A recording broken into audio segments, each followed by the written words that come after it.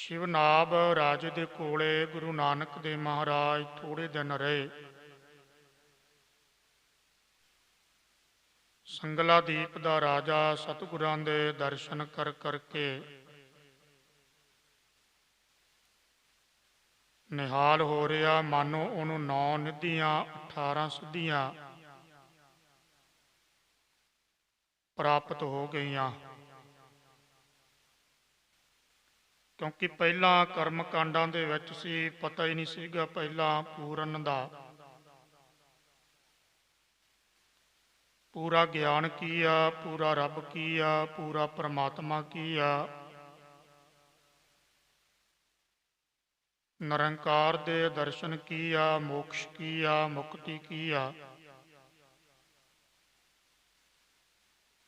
ਇਸ ਬਾਰੇ ਸਾਨੂੰ ਵੀ ਬਿਲਕੁਲ ਪਤਾ ਨਹੀਂ। ਮੈਂ ਕਈ ਵਾਰ ਸਤਿਗੁਰਾਂ ਦੀ ਕਿਰਪਾ ਰਹਿਮਤ ਬਖਸ਼ਿਸ਼ ਦੇ ਸਦਕਾ ਸਟੇਜਾਂ ਦੇ ਉੱਪਰ ਬੇਨਤੀਆਂ ਕੀਤੀਆਂ ਕਿ 99% ਆਪਾਂ ਕਹਿ ਸਕਦੇ ਹਾਂ। ਵੈਸੇ ਤਾਂ 100 ਦੇ ਪਿੱਛੇ ਇੱਕ ਕਹਿਣਾ ਵੀ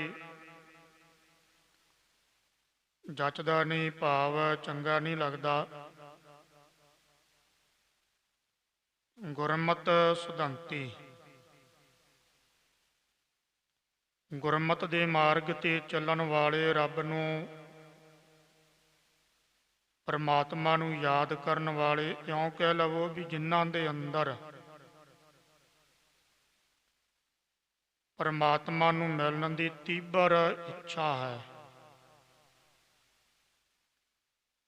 ਜਿਨ੍ਹਾਂ ਦੇ ਅੰਦਰ ਜਗਿਆਸਾ ਜੈ ਕਹਿੰਦੇ ਪੈਦਾ ਹੋ ਗਈ, ਗੇ ਕਹਿੰਦੇ ਗਿਆਨ ਦੀ ਆਸ ਕਹਿੰਦੇ ਇੱਛਾ,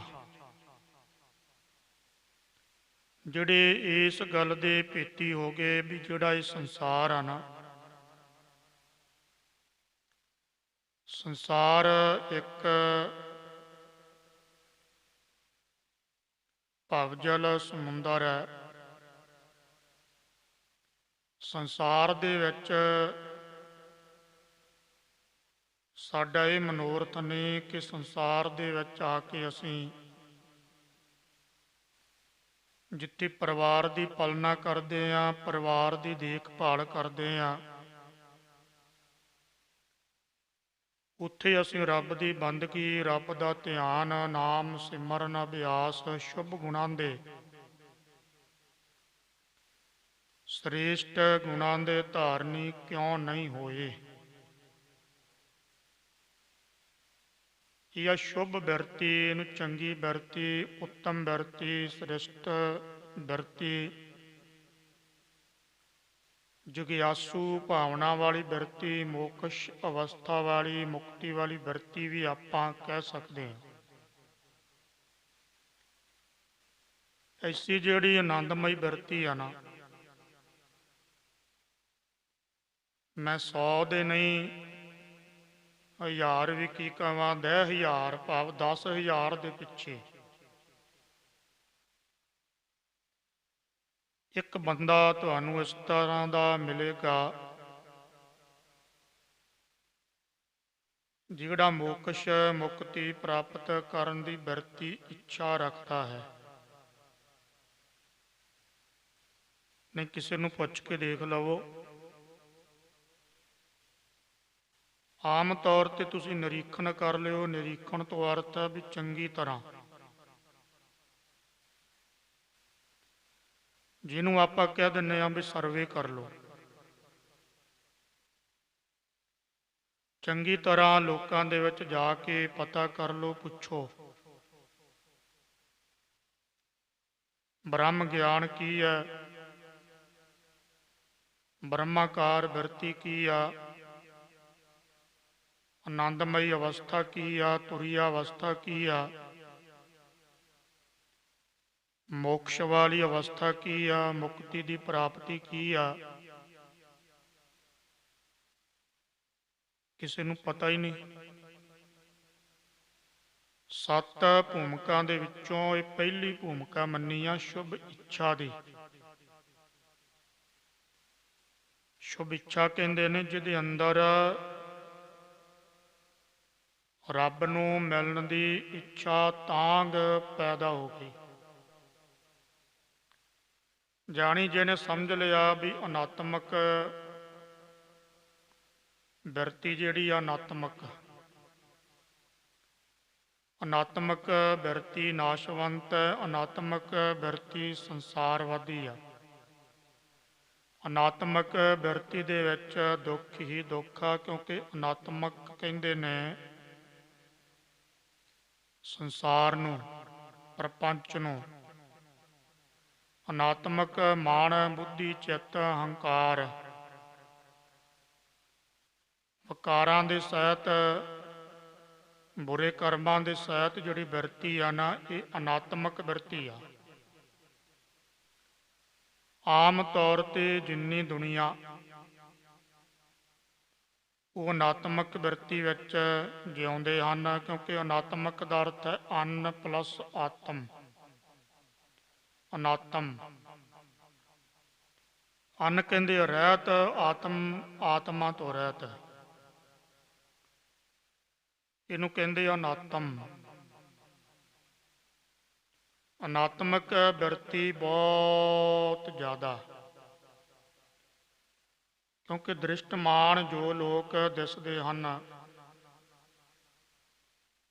ਉਹ ਅਨਾਤਮਕ ਬਿਰਤੀ ਦੇ ਵਿੱਚ ਜੀਣ ਵਾਲੇ ਆ। ਆਤਮਕ ਬਿਰਤੀ, ਆਤਮਕ ਬਿਰਤੀ ਦਾ ਹੋ ਜਾਣਾ, ਇਹ ਤਾਂ ਜਿੱਥੇ ਗੁਰੂ ਨਾਨਕ ਦੇਵ ਮਹਾਰਾਜ ਦੀ ਮਹਾਨ ਬਖਸ਼ਿਸ਼ ਰਹਿਮਤ ਹੋਵੇ,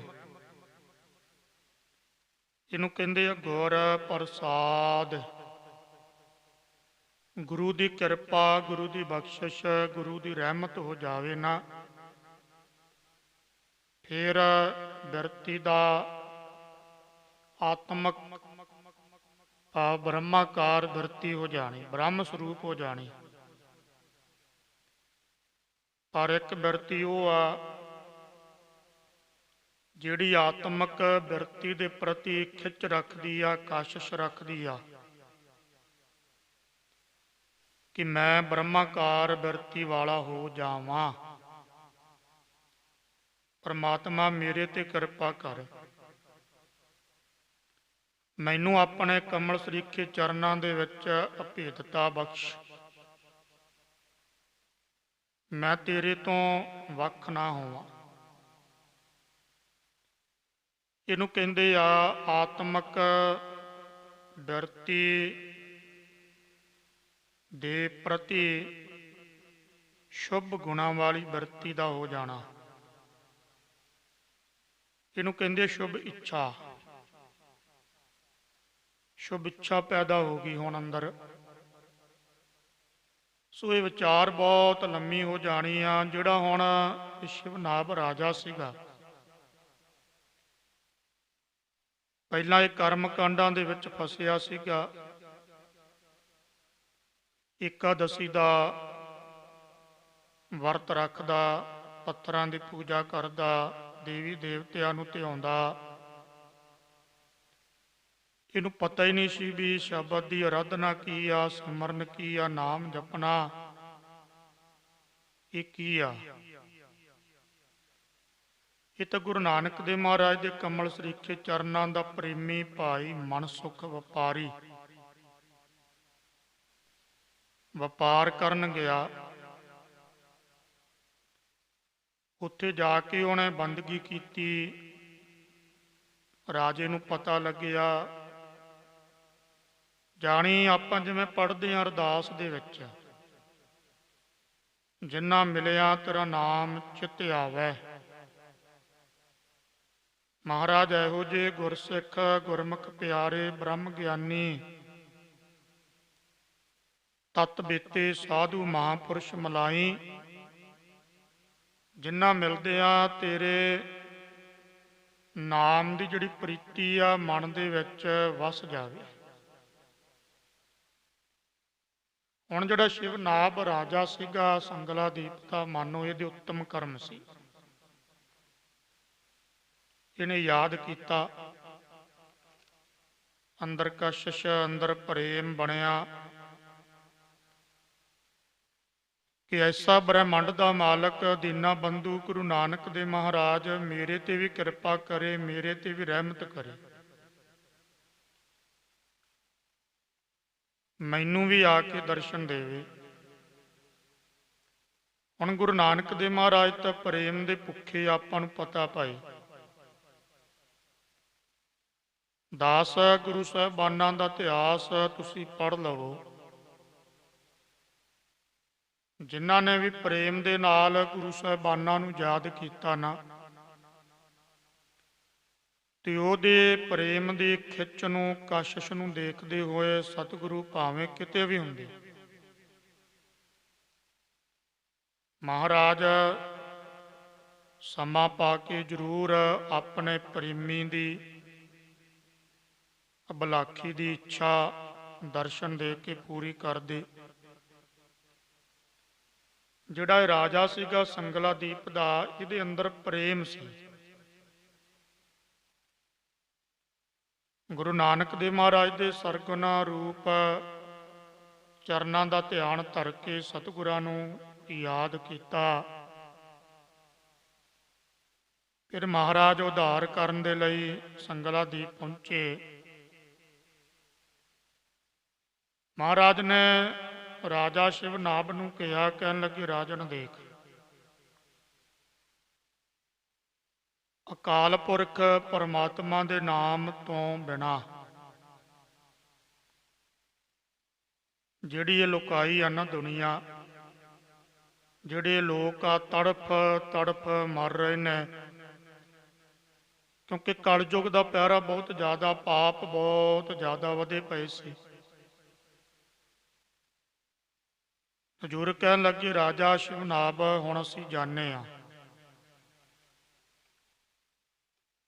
ਸਤਿਗੁਰਾਂ 'ਚ ਨਿਮਰਤਾ ਬਹੁਤ ਜ਼ਿਆਦਾ ਸੀ, ਕਿਉਂਕਿ ਸਤਿਗੁਰਾਂ ਨੇ ਖੁਦ ਬਾਣੀ ਵਿੱਚ ਲਿਖਿਆ, ਮਿੱਠਤ ਨੀਵੀਂ ਨਾਨਕਾ ਗੁਣ ਚੰਗਿਆਈਆਂ ਤਤ। ਜਿੱਥੇ ਨਿਮਰਤਾ, ਜਿੱਥੇ ਪ੍ਰੇਮ ਆ, ਜਿੱਥੇ ਪਿਆਰ ਹੈ, ਉੱਥੇ ਪ੍ਰਮਾਤਮਾ ਖੁਦ ਆਪ ਹੈ।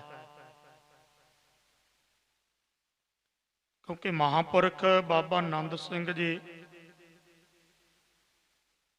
ਉਹਨਾਂ 'ਚ ਬਹੁਤ ਨਿਮਰਤਾ ਸੀ। ਉਹਨਾਂ ਨੇ ਬਚਨ ਵੀ ਲਿਖੇ ਆ।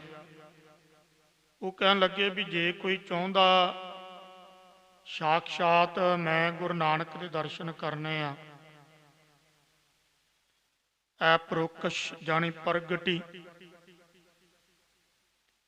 ਤੇ ਮਹਾਂਪੁਰਖ ਬਾਬਾ ਆਨੰਦ ਸਿੰਘ ਬਚਨ ਕਰਿਆ ਕਰਦੇ ਸਨ, ਕਹਿੰਦੇ ਨਿਮਰਤਾ ਦੇ ਪੁੰਜ ਬਣ ਜਾਓ। ਗੁਰਮੁਖ ਹਿਰਦੈ ਗਰੀਬੀ ਆਵੈ, ਨਾਮ ਬੀਜ ਸੰਤੋਖ ਸੁਹਾਗਾ, ਰੱਖ ਗਰੀਬੀ ਵੇਸ। ਹਿਰਦੇ 'ਚ ਗਰੀਬੀ ਧਾਰਨ ਕਰ ਲੈਣੀ, ਨਿਮਰਤਾ ਧਾਰਨ ਕਰ ਲੈਣੀ। ਇਹ ਕੋਈ ਮਾੜੀ ਮੋਟੀ ਗੱਲ ਨਹੀਂ ਗੀ, ਇਹ ਛੋਟੀ ਗੱਲ ਨਹੀਂ ਵੀ ਨਿਮਰਤਾ ਇੱਕ ਦਿਖਾਵੇ ਦੀ ਹੁੰਦੀ ਆ, ਇੱਕ ਅੰਦਰੋਂ ਹੁੰਦੀ ਆ। ਸੋ ਗੁਰੂ ਨਾਨਕ ਦੇਵ ਮਹਾਰਾਜ ਖੁਦ ਨਿਮਰਤਾ ਮਹਾਰਾਜ ਦੇ ਵਿੱਚ ਬਹੁਤ, ਕਿਉਂਕਿ ਮਹਾਰਾਜ ਨੇ ਉਪਦੇਸ਼ ਦੇਣਾ ਸੀਗਾ। ਨਿਮਰਤਾ 'ਚ ਮਹਾਰਾਜ ਕਹਿਣ ਲੱਗੇ ਰਾਜਨ ਸ਼ਿਵਨਾਭ ਸਾਨੂੰ ਹੁਣ ਆਗਿਆ ਦੇ। ਜਦੋਂ ਆਗਿਆ ਦੀ ਗੱਲ ਕੀਤੀ, ਰਾਜਾ ਸ਼ਿਵਨਾਭ ਕਹਿਣ ਲੱਗਾ ਮਹਾਰਾਜ ਬਾ ਕਮਾਲ ਬਚਨ ਤੁਹਾਡੇ, ਇੰਨੀ ਨਿਮਰਤਾ, ਧੰਨ ਆ ਤੁਸੀਂ। ਮਹਾਰਾਜ ਕਿਉਂ? ਮਹਾਰਾਜ ਕਹਿਣ ਲੱਗੇ ਰਾਜਨ ਸ਼ਿਵਨਾਭ ਤੂੰ ਸਾਨੂੰ ਧੰਨ ਕਿਹਾ, ਨਿਰੰਕਾਰ ਨੂੰ ਧੰਨ ਕਹਿ। ਰਾਜਾ ਸ਼ਿਵਨਾਭ ਕਹਿਣ ਲੱਗਾ ਮਹਾਰਾਜ ਤੁਸੀਂ ਵੀ ਤੇ ਨਿਰੰਕਾਰ ਸਰੂਪ ਹੋ। ਮਹਾਰਾਜ ਥੋੜੇ ਜਿਹੇ ਮੁਸਕਰਾਏ। ਮਹਾਰਾਜ ਸਾਰਾ ਬ੍ਰਹਿਮੰਡ, ਸਾਰੀ ਇਹ ਸ੍ਰਿਸ਼ਟੀ, ਸਾਰੀ ਇਹ ਦੁਨੀਆ, ਸਾਰੀ ਇਹ ਲੋਕਾਈ, ਜੋ ਕੁਝ ਵੀ ਆ ਉਹ ਤੇਰੇ ਹੁਕਮ ਵਿੱਚ ਆ, ਤੇਰੀ ਆਗਿਆ ਵਿੱਚ ਆ, ਤੇਰੇ ਭਾਣੇ ਵਿੱਚ ਆ। ਪਰ ਮਹਾਰਾਜ ਨਿਮਰਤਾ ਵਿੱਚ ਆ ਕੇ ਤੁਸੀਂ ਕੈਸਾ ਬਚਨ ਕਿਹਾ ਵੀ ਸਾਨੂੰ ਆਗਿਆ। ਮਹਾਰਾਜ ਇਹ ਵੀ ਸਾਡੇ ਪ੍ਰਤੀ ਇੱਕ ਉਪਦੇਸ਼ ਆ। ਮਹਾਰਾਜ ਕਹਿਣ ਲੱਗੇ, ਰਾਜਾ ਸ਼ਿਵਨਾਭ, ਚਾਹੇ ਕਿੰਨਾ ਵੀ ਗੁਣ ਆ ਜਾਵੇ ਆਪਣੇ ਵਿੱਚ,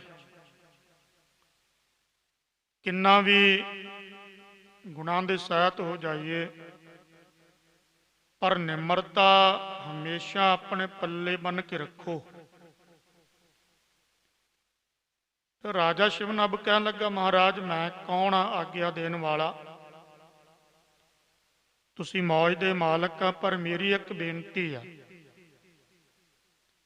ਹਜ਼ੂਰ ਤੇ ਅੰਤਰਜਾਮੀ ਸੀ, ਮਹਾਰਾਜ ਮੁਸਕਰਾਏ। ਮਹਾਰਾਜ ਕਹਿਣ ਲੱਗੇ, ਰਾਜਾ ਸ਼ਿਵਨਭ ਦੱਸ। ਮਹਾਰਾਜ ਆਪ ਕਿਰਪਾ ਕਰਕੇ ਇੱਥੇ ਰਹੋ। ਹਜ਼ੂਰ ਕਹਿਣ ਲੱਗੇ ਵੀ ਇੰਨਾ ਸਮਾਂ ਅਸੀਂ ਰਹਿ ਨਹੀਂ ਸਕਦੇ, ਕਿਉਂਕਿ ਕਲਯੁਗੀ ਜੀਵ ਆ, ਉਹਨਾਂ ਨੂੰ ਨਾਮ ਬਾਣੀ ਦਾ ਉਪਦੇਸ਼ ਦੇ ਕੇ ਇਹ ਸੰਸਾਰ ਤੇ ਭਲਾ ਕਰਨਾ। ਕਿਉਂਕਿ ਇੱਕ ਕਵੀ ਦੇ ਬਚਨ ਆ, ਉਹ ਕਹਿੰਦਾ, ਬੁਰੇ ਨਾਲ ਬੁਰਿਆਈ ਕਰਨੀ ਮਾਫ ਕਰਨ ਲਈ ਸਿਆਣੇ, ਬੁਰੇ ਨਾਲ ਭਲਾਈ ਕਰਨੀ ਇਹ ਗੁਰ ਨਾਨਕ ਜਾਣੇ।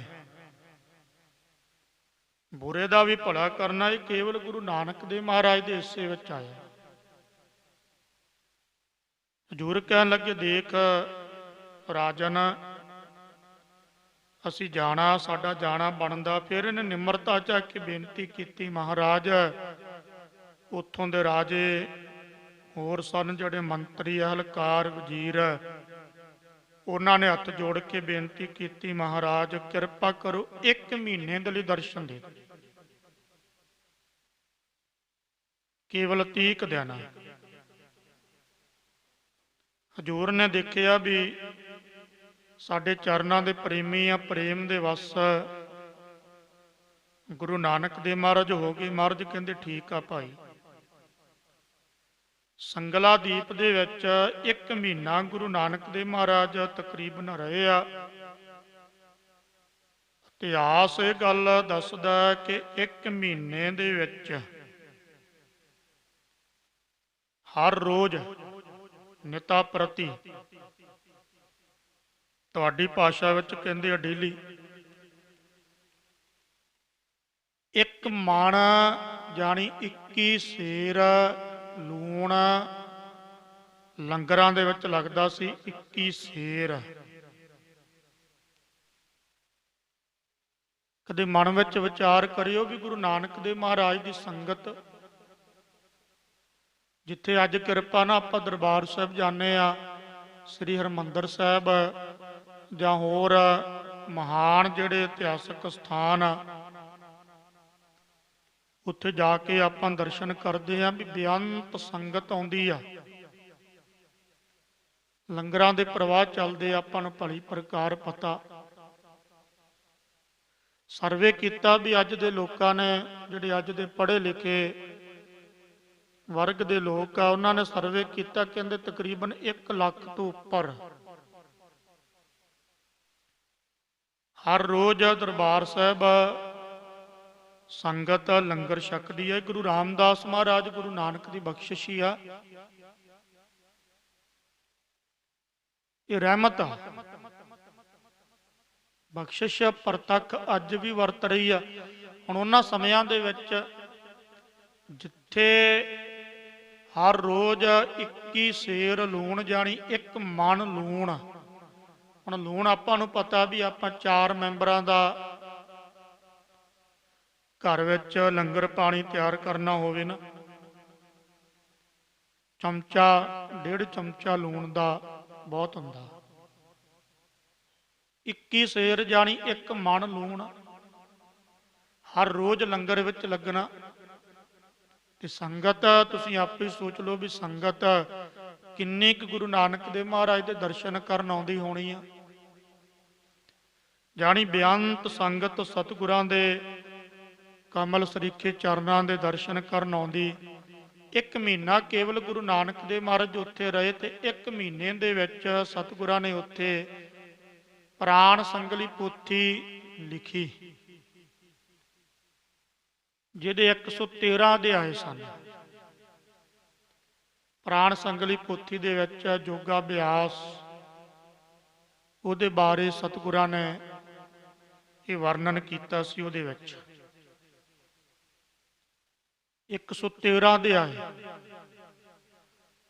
ਮਹੀਨਾ ਰਹਿ ਕੇ ਗੁਰੂ ਨਾਨਕ ਦੇਵ ਮਹਾਰਾਜ ਨੇ ਕਿਹਾ, ਚੰਗਾ ਭਾਈ, ਹੁਣ ਉੱਥੋਂ ਦੀ ਸੰਗਤ, ਉੱਥੋਂ ਦੇ ਜਿਹੜੇ ਗੁਰਮੁਖ ਪਿਆਰੇ ਸਨ, ਉੱਥੋਂ ਦੀ ਲੋਕਾਈ, ਉਹਨਾਂ ਨੂੰ ਨਾਮ ਬਾਣੀ ਦਾ ਉਪਦੇਸ਼ ਦਿੱਤਾ। ਮਹਾਰਾਜ ਕਹਿਣ ਲੱਗੇ, ਹੁਣ ਅਸੀਂ ਭਾਈ ਚਾਲੇ ਪਾਉਣੇ ਆ। ਸੰਗਤ ਵਿਆਕੁਲ ਹੋ ਗਈ। ਵਿਆਕੁਲ ਦਾ ਅਰਥ ਹੁੰਦਾ, ਇੱਕ ਤਾਂ ਵਿਆਕਲ ਕਹਿੰਦੇ ਦੁਖੀ ਹੋ ਜਾਣਾ, ਇੱਕ ਵਿਆਕਲ ਜਥਾ ਪ੍ਰਕਰਮੰ ਤਥਾ ਅਰਥੰ। ਸਤਿਗੁਰਾਂ ਦੇ ਕਮਲ ਸਰੀਕੇ ਚਰਨਾਂ ਦੇ ਭੌਰੇ ਬਣ ਚੁੱਕੇ ਸੀ ਨਾ, ਹੁਣ ਦੁਖੀ ਕਿਵੇਂ ਹੋਏ? ਮਹਾਰਾਜ ਸਾਨੂੰ ਛੱਡ ਕੇ ਜਾਵੋਗੇ? ਮਹਾਰਾਜ ਸਾਡੇ ਤੇ ਬੜੀ ਮਹਾਨ ਕਿਰਪਾ ਕੀਤੀ। ਰਾਜਾ ਸ਼ਿਵਨਾਭ, ਰਾਣੀਆਂ, ਮੰਤਰੀ, ਅਹਲਕਾਰ, ਜਿੰਨੇ ਵਜ਼ੀਰ ਸਨ, ਜਿੰਨੀ ਸੰਗਤ ਸੀ, ਮਹਾਰਾਜ ਏਦਾਂ ਨਾ ਕਰੋ। ਮਹਾਰਾਜ ਕਹਿੰਦੇ, ਭਾਈ ਸਭ ਨੂੰ ਸਮਾਂ ਦੇਣਾ, ਜਾਣਾ ਤਾਂ ਪੈਣਾ ਹੀ ਆ। ਜੋ ਅਕਾਲ ਦਾ ਹੁਕਮ ਹੈ, ਜੋ ਪਰਮਾਤਮਾ ਦਾ ਵਾਹਿਗੁਰੂ ਦਾ ਹੁਕਮ ਆ, ਉਹ ਮੰਨਣਾ ਪੈਣਾ। ਫਿਰ ਮਹਾਰਾਜ ਕਿਰਪਾ ਕਰੋ। ਹਜ਼ੂਰ ਕਹਿਣ ਲੱਗੇ, ਸ਼ਿਵਨਾਭ ਰਾਜੇ ਨੂੰ ਕਹਿਣ ਲੱਗੇ, ਸ਼ਿਵਨਾਭ ਇੱਥੇ ਰਹਿ ਕੇ ਦੁਨੀਆ ਦਾ ਭਲਾ ਕਰ, ਨਾਮ ਬਾਣੀ ਦਾ ਉਪਦੇਸ਼ ਦੇ। ਧਰਮਸ਼ਾਲਾ ਬਣਾਈ, ਸਤ, ਸੰਤੋਖ, ਦਇਆ, ਸ਼ੁਭ ਗੁਣਾਂ ਦਾ ਲੰਗਰ ਲੱਗਿਆ। ਜਿੱਥੇ ਤਨ ਦੀ ਖੁਰਾਕ ਸੀਗੀ, ਸਰੀਰ ਦੀ ਖੁਰਾਕ ਮਿਲਦੀ, ਉੱਥੇ ਮਨ ਦੀ ਖੁਰਾਕ, ਸ਼ੁਭ ਗੁਣਾਂ ਦਾ ਲੰਗਰ ਵੀ ਚੱਲਿਆ। ਸਾਰੇ ਜਾਣੇ ਬਹੁਤ ਪ੍ਰਸੰਨ ਹੋਏ। ਇੱਥੋਂ ਮਹਾਰਾਜ ਫਿਰ ਸੰਗਲਾ ਦੀਪ ਦੀ ਸੰਗਤ ਨੂੰ ਕਰਤਾਰਥ ਕਰਕੇ ਇੱਥੋਂ ਚੱਲੇ ਆ ਅੱਗੇ। ਨਾਲ ਭਾਈ ਬਾਲਾ, ਨਾਲ ਭਾਈ ਮਰਦਾਨਾ। ਤ੍ਰਿਆ ਦੇਸ਼, ਤ੍ਰਿਆ ਕਹਿੰਦੇ ਆ ਇਸਤਰੀ ਨੂੰ। ਦੇਸ਼ ਦਾ ਅਰਥ ਹੁੰਦਾ, ਜਿਵੇਂ ਆਪਾਂ ਕਹਿ ਦਈਏ ਵੀ ਹੁਣ ਆਪਾਂ ਦੇਸ਼, ਪੰਜਾਬ ਨੂੰ ਵੀ ਇੱਕ ਤਰ੍ਹਾਂ ਦਾ ਦੇਸ਼ ਆਪਾਂ ਕਹਿ ਸਕਦੇ ਹਾਂ। ਵੈਸੇ ਤੇ ਇੰਡੀਆ ਦੇਸ਼ ਆ। ਦੇਸ਼ ਦਾ ਅਰਥ ਜਗ੍ਹਾ ਨੂੰ ਵੀ ਕਿਹਾ ਜਾਂਦਾ। ਜੇ ਕਮਰੇ ਜਿੰਨੀ ਜਗ੍ਹਾ, ਉਹ ਵੀ ਇੱਕ ਦੇਸ਼ ਮੰਨੀ ਗਈ ਆ। ਜੇ ਥੋੜੀ ਜਿੰਨੀ ਵੀ ਜਗ੍ਹਾ ਆਪਾਂ ਘੇਰੇ ਵਿੱਚ, ਜਿਹੜੀ ਆਪਾਂ ਜਗ੍ਹਾ ਆਕਾਰ ਵਿੱਚ ਲੈ ਕੇ ਆਉਣੇ ਆ ਨਾ, ਜਿਹੜੀ ਜਗ੍ਹਾ ਆਕਾਰ ਦੇ ਵਿੱਚ ਆ ਜਾਂਦੀ, ਉਹਨੂੰ ਦੇਸ਼ ਕਿਹਾ ਜਾਂਦਾ ਹੈ। ਹੁਣ ਜਿੰਨੇ ਸਰੀਰ ਦੇ ਵਿੱਚ ਮੇਰਾ ਮਨ, ਬੁੱਧੀ, ਚਿੱਤ ਰਹਿੰਦਾ, ਤੇ ਮਨ, ਬੁੱਧੀ, ਚਿੱਤ ਦਾ ਅਧਿਸ਼ਠਾਨ ਜਿਹੜਾ ਮੇਰੇ ਸਰੀਰ ਦੇ ਵਿੱਚ ਰਹਿੰਦਾ, ਇਹ ਸਰੀਰ ਪੂਰਾ ਪੈਰ ਦੇ ਅੰਗੂਠੇ ਤੋਂ ਲੈ ਕੇ ਸਿਰ ਦੀ ਚੋਟੀ ਤੱਕ, ਇਹ ਮੇਰੀ ਕਾਇਆ, ਮੇਰਾ ਸਰੀਰ ਵੀ ਇੱਕ ਦੇਸ਼ ਆ। ਇਹਨੂੰ ਵੀ ਦੇਸ਼ ਕਿਹਾ ਜਾਂਦਾ। ਇੱਕ ਕਾਲ ਹੁੰਦਾ, ਕਾਲ ਕਹਿੰਦੇ ਸਮੇਂ ਨੂੰ। 1 ਸਕਿੰਟ ਤੋਂ ਵੀ ਘੱਟ। ਆਪਾਂ ਦੇਖਿਆ ਨਾ ਵੀ 1 ਸਕਿੰਟ ਦੇ ਵਿੱਚ ਵੀ ਬਹੁਤ ਤੇਜ਼ੀ ਦੇ ਨਾਲ 10 ਤੱਕ ਗਿਣਤੀ ਚੱਲਦੀ ਆ। ਉਹ ਆਪਾਂ ਉੱਥੇ ਕਹਿ ਦਿੰਦੇ ਆ ਵੀ 1 ਤੋਂ ਲੈ ਕੇ 10 ਤੱਕ ਬੜੀ ਤੇਜ਼ੀ ਨਾਲ ਗਿਣਤੀ ਚੱਲੀ। ਉਹ ਜਿਹੜੀ ਚੱਲੀ ਹੋਈ ਗਿਣਤੀ, ਉਹ ਵੀ ਸਮੇਂ ਵਿੱਚ ਆਉਂਦੀ। ਜਾਣੀ ਮੈਂ ਕਹਾਂ ਵੀ ਪਲ ਕਹਿਣਾ ਵੀ ਨਹੀਂ ਬਣਦਾ, ਸਮਾਂ ਲਗਾਤਾਰ ਚੱਲੀ ਜਾਂਦਾ। ਇਹਨੂੰ ਕਾਲ ਕਹਿੰਦੇ ਆ, ਦੇਸ਼ ਕਾਲ।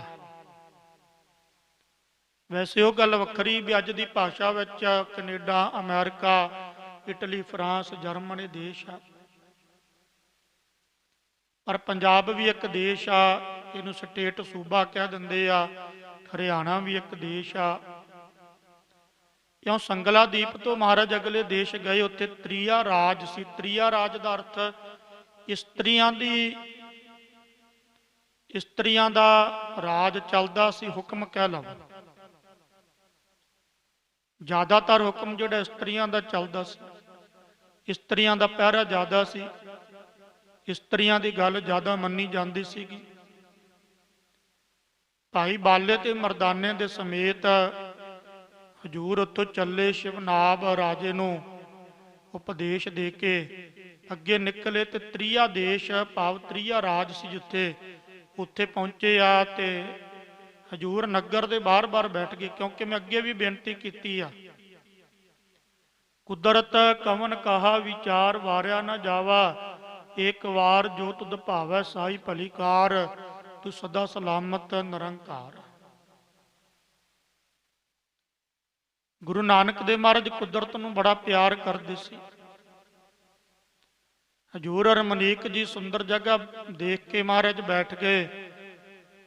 ਮਰਦਾਨਿਆਂ ਰਬਾਬ ਦੀਆਂ ਤੰਦਾਂ ਛੇੜ, ਭਾਈ ਮਰਦਾਨੇ ਨੇ ਰਬਾਬ ਦੀਆਂ ਤੰਦਾਂ ਛੇੜੀਆਂ। ਅਲਾਹੀ ਬਾਣੀ ਅਗੰਮੀ ਬਾਣੀ ਦਾ ਕੀਰਤਨ ਹੋਇਆ। ਤੁਰਕੀ ਬਾਣੀ ਸ੍ਰੇਸ਼ਟ ਬਾਣੀ ਦਾ ਕੀਰਤਨ ਹੋਇਆ। ਕੀਰਤਨ ਤੋਂ ਬਾਅਦ ਕੁਝ ਸਮਾਂ ਮਹਾਰਾਜ ਨੇ ਕੀਰਤਨ ਕੀਤਾ। ਕੀਰਤਨ ਦੀ ਸਮਾਪਤੀ ਹੋਈ। ਭਾਈ ਮਰਦਾਨੇ ਨੇ ਬੇਨਤੀ ਕੀਤੀ, ਮਹਾਰਾਜ ਕੁਝ ਛਕਣ ਨੂੰ ਮਨ ਕਰਦਾ। ਹਜੂਰ ਕਹਿੰਦੇ ਚਲਾ ਜਾ, ਪਰ ਛਕਿਆ। ਕਹਿੰਦਾ ਸਤ ਬਚਨ ਮਹਾਰਾਜ। ਕਿਉਂਕਿ ਹਜੂਰ ਨੇ ਇੱਕ ਵਿਧੀ, ਇੱਕ ਢੰਗ ਤਰੀਕਾ ਰਚਿਆ ਜੀਵਾਂ ਦਾ ਉਧਾਰ ਕਰਨ ਦੇ ਲਈ। ਭਾਈ ਮਰਦਾਨਾ ਗਿਆ, ਸਤਿਗੁਰਾਂ ਨੂੰ ਨੱਕ ਮਸਤਕ ਮੱਥਾ ਟੇਕ ਕੇ ਚਲਾ ਗਿਆ। ਜਦੋਂ ਸ਼ਹਿਰ ਵਿੱਚ ਵੜਿਆ ਨਾ, ਕਿਉਂਕਿ ਤ੍ਰੀਆ ਰਾਜ ਸੀ, ਉੱਥੋਂ ਦੀਆਂ ਇਸਤਰੀਆਂ ਜੋ ਇਤਿਹਾਸ ਵਿੱਚ ਆਇਆ ਵੀ ਟੂਣਾ ਟੱਪਾ ਆਦਿਕ ਤੰਤਰ ਮੰਤਰ ਜੰਤਰ, ਇਹ ਤਿੰਨ ਤਰ੍ਹਾਂ ਦੇ ਹੁੰਦੇ। ਇੱਕ ਤੰਤਰ ਹੁੰਦਾ, ਇੱਕ ਮੰਤਰ ਹੁੰਦਾ, ਇੱਕ ਜੰਤਰ ਹੁੰਦਾ। ਮੰਤਰ ਤਾਂ ਜਿਹੜਾ ਮੁੱਖ ਤੋਂ ਬੋਲਿਆ ਜਾਂਦਾ, ਉਸ ਨੂੰ ਮੰਤਰ ਕਹਿੰਦੇ ਨੇ। ਜਿਵੇਂ ਆਪਾਂ ਨੂੰ ਮੰਤਰ ਗੁਰੂ ਨਾਨਕ ਨੇ ਦਿੱਤਾ, ਵਾਹਿਗੁਰੂ ਗੁਰ ਮੰਤਰ ਹੈ ਜਪ ਹਉਮੈ ਖੋਈ, ਇਹ ਮਹਾ ਮੰਤਰ ਵੀ ਆ, ਮਹਾ ਵਾਕਿਆ ਵੀ ਕਹਿ ਦਿੰਦੇ ਇਹਨੂੰ। ਇੱਕ ਮੂਲ ਮੰਤਰ, ਇੱਕ ਓੰਕਾਰ ਤੋਂ ਲੈ ਕੇ ਨਾਨਕ ਹੋਸੀ ਭੀ ਸੱਚ ਤੱਕ। ਜਪਜੀ ਸਾਹਿਬ ਮਾਲਾ ਮੰਤਰ, ਇੱਕ ਓੰਕਾਰ ਤੋਂ ਲੈ ਕੇ 18 10 20 ਤੱਕ। ਵੈਸੇ ਜਿੰਨੀ ਵੀ ਇਹ ਬਾਣੀ ਮੰਤਰ ਹੀ ਹੈ, ਪਰ ਅਭਿਆਸ ਕਰਨ ਦੇ ਲਈ, ਸਿਮਰਨ ਕਰਨ ਦੇ ਲਈ ਆਪਾਂ ਇੱਕ ਸ਼ਬਦ ਚੁਣ ਲੈਂਦੇ ਹਾਂ। ਵੈਸੇ ਮੂਲ ਮੰਤਰ ਸ਼ਬਦ ਹੀ ਜਿਹੜਾ ਸਾਨੂੰ ਦਿੱਤਾ, ਜਾਂ ਵਾਹਿਗੁਰੂ ਗੁਰ ਮੰਤਰ, ਉਹਦਾ ਅਭਿਆਸ ਬੜੀ ਮਹਾਨ ਬਖਸ਼ਿਸ਼ ਹੈ। ਇਹਦੇ ਉੱਪਰ ਮੈਂ ਇੱਕ ਵਿਚਾਰ ਕਰਾਂ ਨਾ ਤੁਹਾਡੇ ਨਾਲ। ਦੇਖੋ, ਇੱਕ ਓੰਕਾਰ ਤੋਂ ਲੈ ਕੇ 18 10 20 ਤੱਕ ਗੁਰਬਾਣੀ ਸਭ ਮੰਤਰ। ਫਿਰ ਬੇਨਤੀ ਕਰਾਂ, ਇੱਕ ਓੰਕਾਰ ਤੋਂ ਲੈ ਕੇ 18 10 20 ਤੱਕ ਗੁਰਬਾਣੀ ਸਭ ਮੰਤਰ ਹੈ। ਜਿੱਥੋਂ ਮਰਜੀ ਜਪੋ। 10ਵੇਂ ਪਾਤਸ਼ਾਹ ਦੀ ਬਾਣੀ, ਜਾਪ ਸਾਹਿਬ ਵੀ ਮੰਤਰ ਆ, ਸਵਈਏ ਵੀ ਮੰਤਰ ਆ, ਚੌਪਈ ਸਾਹਿਬ ਵੀ ਮੰਤਰ ਆ, ਕਾਲ ਉਸਤਤ ਵੀ ਮੰਤਰ ਆ। ਇਹ ਮੰਤਰ ਹੀ ਆ। ਮੰਤਰ ਦਾ ਅਰਥ ਕੀ ਹੁੰਦਾ? ਮੰਗ ਪਲਸ ਅੰਤਰ। ਜਿਹੜਾ ਮੰਮੇ ਉੱਤੇ ਟਿੱਪੀ ਆ ਨਾ, ਟਿੱਪੀ ਹੈ ਨੰਨੇ ਦੀ ਆਵਾਜ਼ ਦਿੰਦੀ ਆ। ਮੰਮਾ ਮੰਮੇ ਉੱਤੇ ਟਿੱਪੀ, ਟਿੱਪੀ ਨੰਨੇ ਦੀ ਆਵਾਜ਼ ਦਿੰਦੀ ਹੈ। ਇਹਦਾ ਬਣ ਗਿਆ ਮਨ। ਇਹਨੂੰ ਸਿੰਧੀ ਸ਼ਿਦ ਕਹਿੰਦੇ ਆ ਵੀ ਮੰਮਾ ਤੇ ਤੱਤਾ, ਇਹਦੇ ਵਿਚਕਾਰ ਨੰਨਾ ਲੱਗ ਜਾਣਾ। ਮਨ ਅੰਤਰ, ਜਿਹੜਾ ਮੰਤਰ ਸਾਡੇ ਅੰਦਰ ਵਸ ਜਾਵੇ, ਮਨ ਵਿੱਚ ਵਸ ਜਾਵੇ, ਜਿਸ ਮੰਤਰ ਨੂੰ ਜਪ ਕੇ ਅਸੀਂ ਮਨ ਤੋਂ ਜੋਤ ਸਰੂਪ ਹੈ ਆਪਣਾ ਮੂਲ ਪਛਾਣ, ਉਹਨੂੰ ਮੰਤਰ ਕਹਿੰਦੇ ਨੇ। ਤੇ ਯਾਦ ਰੱਖਿਓ, ਮੰਤਰ ਦੇ ਅਭਿਆਸ ਤੋਂ ਬਿਨਾਂ ਪਰਮਾਤਮਾ ਦੇ ਵਿੱਚ ਭੇਦ ਨਹੀਂ ਹੋਇਆ ਜਾਣਾ। ਮੰਤਰ ਦਾ ਅਭਿਆਸ ਬਹੁਤ ਜ਼ਿਆਦਾ ਜ਼ਰੂਰੀ ਆ। ਪਰ ਸਾਨੂੰ ਗੁਰੂ ਸਾਹਿਬ ਨੇ ਹੁਕਮ ਕੀਤਾ, ਇੱਕ ਓੰਕਾਰ ਤੋਂ ਲੈ ਕੇ 18 10 20 ਤੱਕ ਮੰਤਰ ਹੀ ਆ। ਪਰ ਪੰਜ ਪਿਆਰੇ, ਇਹ ਗੁਰੂ ਗੋਬਿੰਦ ਸਿੰਘ ਮਹਾਰਾਜ ਦਾ ਰੂਪ ਆ ਨਾ ਭਾਈ। ਬਾਣੀ ਜਿੱਥੋਂ ਮਰਜੀ ਪੜੋ।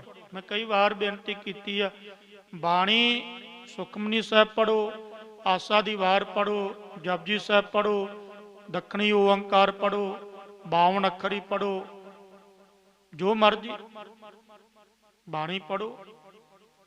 ਪਰ ਇੱਕ ਮੰਤਰ ਦਾ ਅਭਿਆਸ ਤੁਹਾਨੂੰ ਕਰਨਾ ਪੈਣਾ। ਇੱਕ ਸ਼ਬਦ ਦਾ ਅਭਿਆਸ ਕਰਕੇ क्योंकि इहनूं कहंदे आ बैखरी मध्यम परा पैसंती।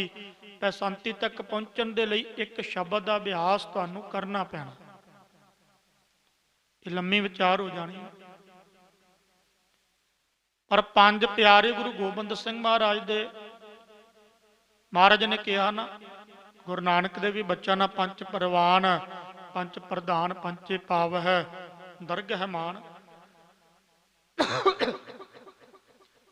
जानी पंज प्यारिਆਂ ਨੂੰ ਸਾਨੂੰ ਮੰਤਰ ਦਿੱਤਾ ਵਾਹਿਗੁਰੂ ਗੁਰ ਮੰਤਰ ਤੇ ਮੂਲ ਮੰਤਰ। ਇਹਦਾ ਅਭਿਆਸ ਕਰਨਾ ਚੌਂਕੜਾ ਮਾਰ ਕੇ, ਵਿਸ਼ੇਸ਼ ਕਰਕੇ ਕਿਰਪਾ ਹੋ ਜਾਂਦੀ ਹੈ। ਵਿਸ਼ੇਸ਼ ਕਰਕੇ ਹੁਣ ਜਿਹੜਾ ਇਹ ਮੰਤਰ, ਇੱਕ ਹੁੰਦਾ ਜੰਤਰ, ਇੱਕ ਹੁੰਦਾ ਤੰਤਰ। ਤੰਤਰ ਜੰਤਰ ਜਿਹੜੇ ਆਪਾਂ ਦੇਖਦੇ ਹਾਂ ਧਾਗਾ ਤਵੀਤ ਕਰਨਾ, ਇਹਨਾਂ ਵਿੱਚ ਆ ਜਾਂਦੇ ਆ। ਇਹ ਵੀ ਮੰਨੇ ਆ ਗ੍ਰੰਥਾਂ ਨੇ, ਐਸਾ ਨਹੀਂ ਕਿ ਇਹ ਨਹੀਂ। ਹੁਣ ਮੈਂ ਇਹ ਨਹੀਂ ਕਹਿ ਸਕਦਾ ਵੀ ਜੇ ਮੇਰਾ ਮੂਲ ਮੰਤਰ ਹੈ, ਮੇਰਾ ਤੋਂ ਅਰਥ ਵੀ ਗੁਰੂ ਨਾਨਕ ਦਾ ਆਪਾਂ ਸਿੱਖ ਅਖਵਾਉਣੇ ਆ, ਵੀ ਗੁਰੂ ਨਾਨਕ ਦੇ ਸਿੱਖ ਅਖਵਾ ਕੇ। ਹੁਣ ਜਿਹੜੇ ਗੁਰੂ ਨਾਨਕ ਦੇ ਸਿੱਖ ਆ ਉਹ ਕਹਿੰਦੇ ਮੂਲ ਮੰਤਰ ਦੀ ਰੱਦ ਨਾ ਕਰੋ ਭਾਈ, ਕਰਨੀ ਵੀ ਚਾਹੀਦੀ ਹੈ। ਹੁਣ ਹਿੰਦੂ ਵੀਰ ਆ ਉਹ ਕਹਿੰਦੇ ਰਾਮ ਦੀ ਰੱਦ ਨਾ ਕਰੋ। ਹੁਣ ਇਹ ਨਹੀਂ ਹੁੰਦਾ ਵੀ ਮੈਂ ਰਾਮ ਨੂੰ ਕੱਟ ਦੇਵਾਂ ਤੇ ਮੈਂ ਕਹਿ ਦੇਵਾਂ ਵੀ ਰਾਮ ਮੰਤਰੀ ਕੋਈ ਹੈ ਨਹੀਂਗਾ, ਅੱਲਾ ਕੋਈ ਮੰਤਰੀ ਹੈ ਨਹੀਂਗਾ। ਹਾਂ, ਮਹਾ ਮੰਤਰ ਜਿਹੜਾ ਉਹ ਮੂਲ ਮੰਤਰ ਹੈ।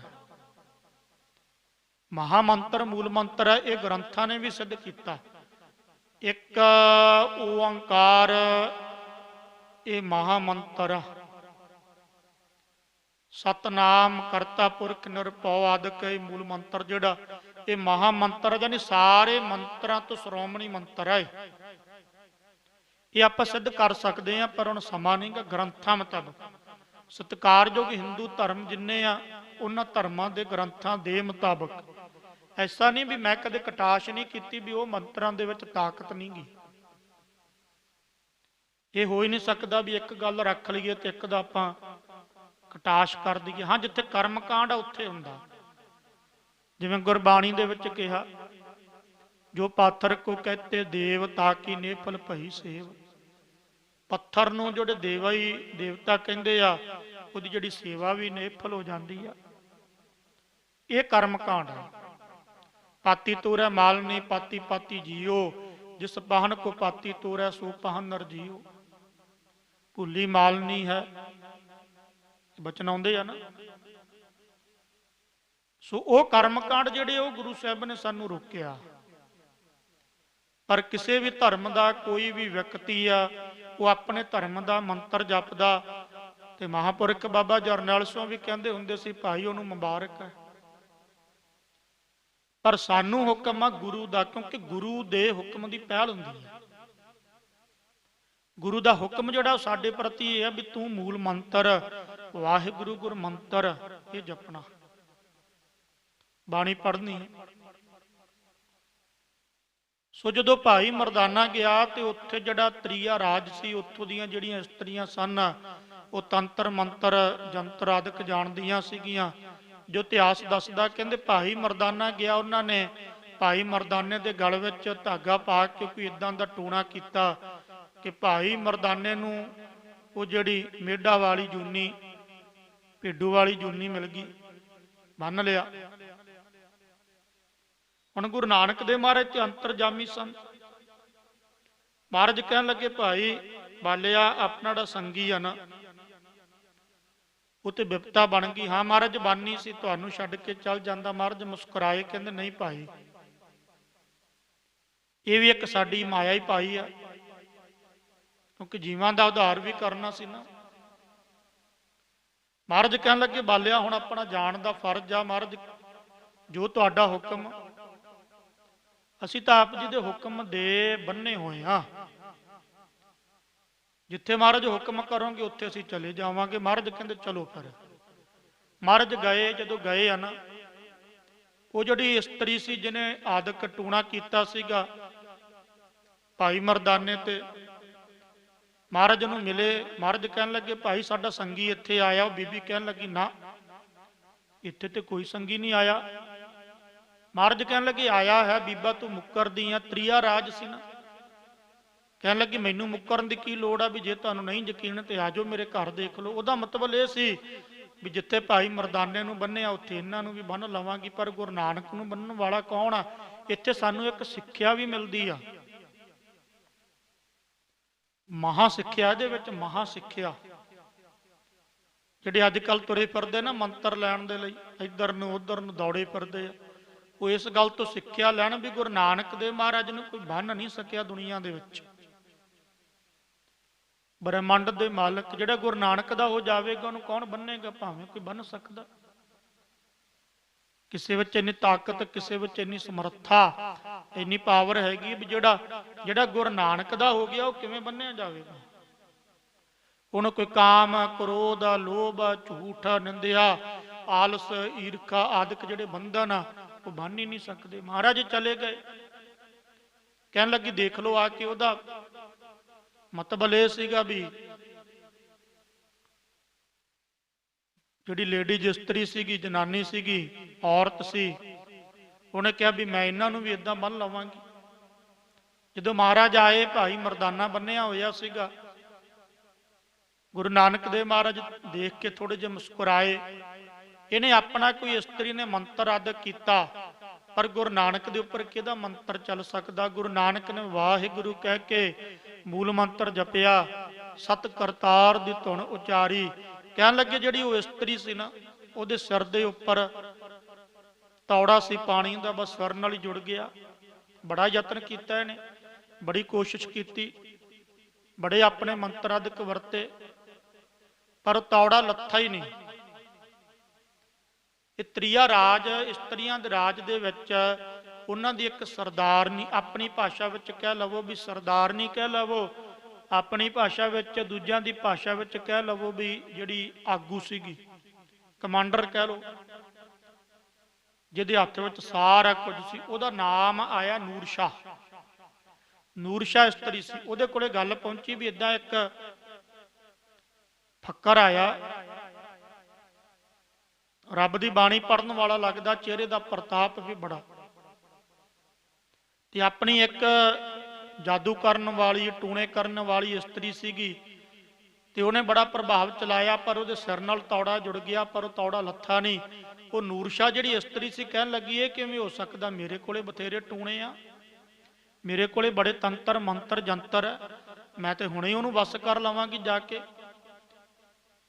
ਇਹ ਆਈ, ਇਹਨੇ ਆਪਣਾ ਜੋ ਕੀਤਾ, ਜੋ ਕਰਨਾ ਸੀਗਾ, ਤੰਤਰ ਮੰਤਰ ਆਦਿਕ ਚਲਾਏ, ਪਰ ਗੁਰੂ ਨਾਨਕ ਨੇ ਫਿਰ ਮੂਲ ਮੰਤਰ ਜਿਸ ਵੇਲੇ ਜਪਿਆ, ਇਹ ਵੀ ਉੱਥੇ ਹੀ ਟਿਕ ਗਈਆਂ, ਉੱਥੇ ਸੁੰਨ ਹੋ ਗਈਆਂ।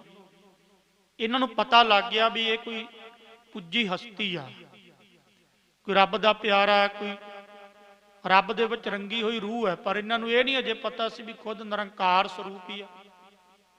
ਫਿਰ ਇਹਨਾਂ ਨੇ ਤਰਲੇ ਕੀਤੇ, ਮਹਾਰਾਜ ਦੇ ਚਰਨਾਂ ਤੇ ਆ ਕੇ ਮੱਥਾ ਟੇਕਿਆ, ਮਹਾਰਾਜ ਕਿਰਪਾ ਕਰੋ, ਸਾਡੇ ਤੋਂ ਬਹੁਤ ਵੱਡੀ ਗਲਤੀ ਹੋ ਗਈ। ਫਿਰ ਮਹਾਰਾਜ ਨੇ ਸਤ ਕਰਤਾਰ ਕਹਿ ਕੇ ਉਹਨਾਂ ਨੂੰ ਨੋਰਮਲ ਕਰ ਦਿੱਤਾ, ਭਾਈ ਮਰਦਾਨੇ ਨੂੰ ਵੀ ਛਡਾਇਆ ਇਸੇ ਬੰਧਨ ਤੋਂ। ਫਿਰ ਮਹਾਰਾਜ ਨੂੰ ਕਹਿਣ ਲੱਗੇ ਕਿਰਪਾ ਕਰੋ, ਉਪਦੇਸ਼ ਦੇਵੋ। ਫਿਰ ਮਹਾਰਾਜ ਨੇ ਸਤਨਾਮ ਬਾਣੀ ਦਾ ਉਪਦੇਸ਼ ਦਿੱਤਾ। ਬਾਣੀ ਉਚਾਰ ਕੇ ਮਹਾਰਾਜ ਕਹਿਣ ਲੱਗੇ, ਉਸ ਵੇਲੇ ਹਜ਼ੂਰ ਨੇ ਇਹ ਸ਼ਬਦ ਉਚਾਰਿਆ ਸੀਗਾ ਜਿਹੜਾ ਆਪਾਂ ਗੁਰਬਾਣੀ ਦੇ ਵਿੱਚ ਪੜ੍ਹਦੇ ਵੀ ਹਾਂ। ਇਹ ਬਚਨ ਆਉਂਦਾ ਸਤਿਗੁਰੂ ਗੁਰੂ ਨਾਨਕ ਦੇਵ ਮਹਾਰਾਜ ਦਾ, ਗੱਲੀ ਅਸੀਂ ਚੰਗੀਆਂ ਅਚਾਰੀ ਬੁਰੀਆਹ, ਮਨੋਹ ਕੁਸੁੱਧਾ ਕਾਲੀਆ ਬਾਹਰ ਚਿੱਟਵੀਆਹ। ਮਹਾਰਾਜ ਕਹਿਣ ਲੱਗੇ ਉਚਾਰਾਂ ਕਰਕੇ ਤੁਸੀਂ ਬਹੁਤ ਬੁਰੇ ਆ।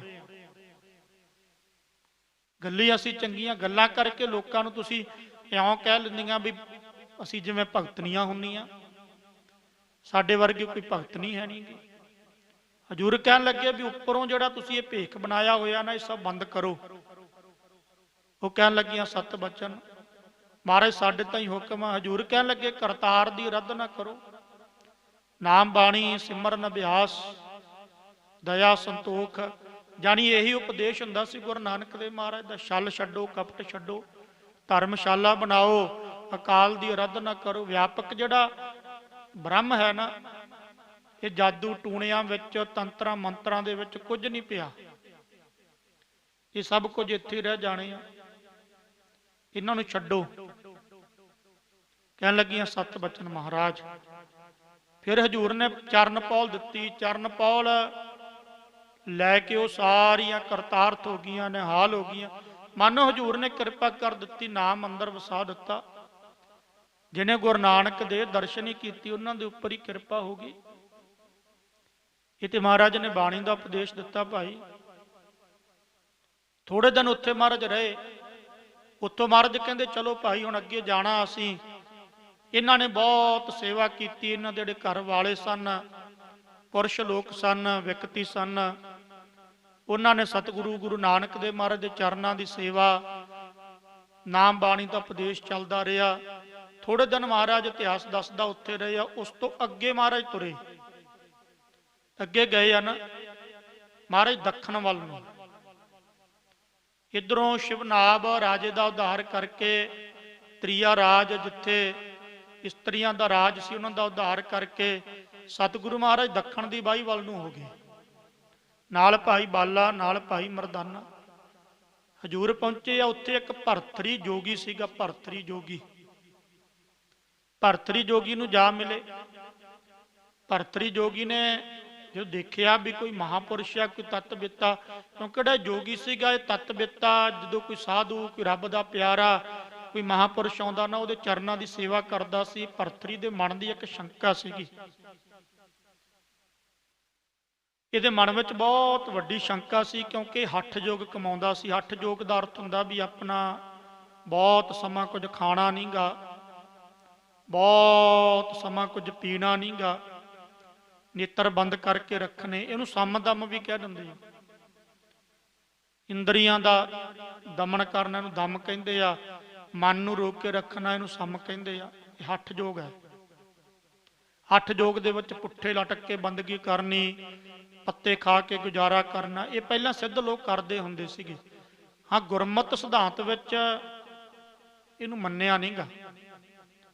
ਗੁਰਮਤਿ ਦੇ ਵਿੱਚ ਅੰਮ੍ਰਿਤ ਵੇਲਾ, ਬਾਣੀ, ਸਿਮਰਨ, ਚੌਂਕੜਾ, ਅਭਿਆਸ, ਦਸਾਂ ਨੌਹਾਂ ਦੀ ਕਿਰਤ ਕਰਨੀ, ਨਾਮ ਜਪਣਾ, ਵੰਡ ਛਕਣਾ, ਇਹ ਗੁਰਮਤਿ ਸਿਧਾਂਤ ਹੈ। ਸਤਿਕਾਰ ਕਰਨਾ, ਸ਼ੁਭ ਗੁਣਾਂ ਦੇ ਧਾਰਨੀ ਹੋਣਾ। ਇਹ ਹੱਠ ਜੋਗੀ ਸੀਗਾ ਭਰਤਰੀ। ਇਹਦੇ ਮਨ ਦੇ ਵਿੱਚ ਇੱਕ ਸਵਾਲ ਸੀਗਾ ਵੀ ਹੱਠ ਯੋਗ ਆ ਵੱਡਾ ਜਾਂ ਭਗਤੀ ਵੱਡੀ ਆ। ਭਗਤੀ ਦਾ ਅਰਥ ਹੁੰਦਾ ਵੀ ਜਿਵੇਂ ਪਰਿਵਾਰ ਵਿੱਚ ਰਹਿ ਕੇ ਗ੍ਰਸਤੀ ਜੀਵਨ ਸਵੀਕਾਰ ਕਰਕੇ ਤੇ ਰੱਬ ਦੀ ਬੰਦਗੀ ਕਰਨੀ, ਸਿਮਰਨ ਕਰਨਾ। ਇਹ ਕਹਿੰਦਾ ਸੀ ਵੀ ਹੱਠ ਯੋਗ ਵੱਡਾ ਜਾਂ ਭਗਤੀ ਵੱਡੀ ਆ। ਕਈ ਮਹਾਤਮਾ ਸਾਧੂ ਆਏ, ਪਰ ਇਹਦੇ ਮਨ ਦਾ ਜਿਹੜਾ ਸ਼ੰਕਾ ਉਹ ਨਿਵਰਤ ਨਹੀਂ ਹੋਇਆ ਸੀਗਾ।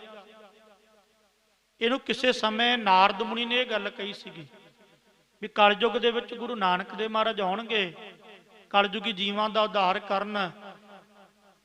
ਕਲਯੁਗੀ ਤਪਦੇ ਹੋਏ ਲੋਕ ਜਿਹੜੇ ਉਹਨਾਂ ਦਾ ਉਧਾਰ ਕਰਦੇ ਕਰਦੇ ਤੇਰੇ ਵੱਲ ਆਉਣਗੇ, ਫਿਰ ਤੈਨੂੰ ਦਰਸ਼ਨ ਦੇਣਗੇ।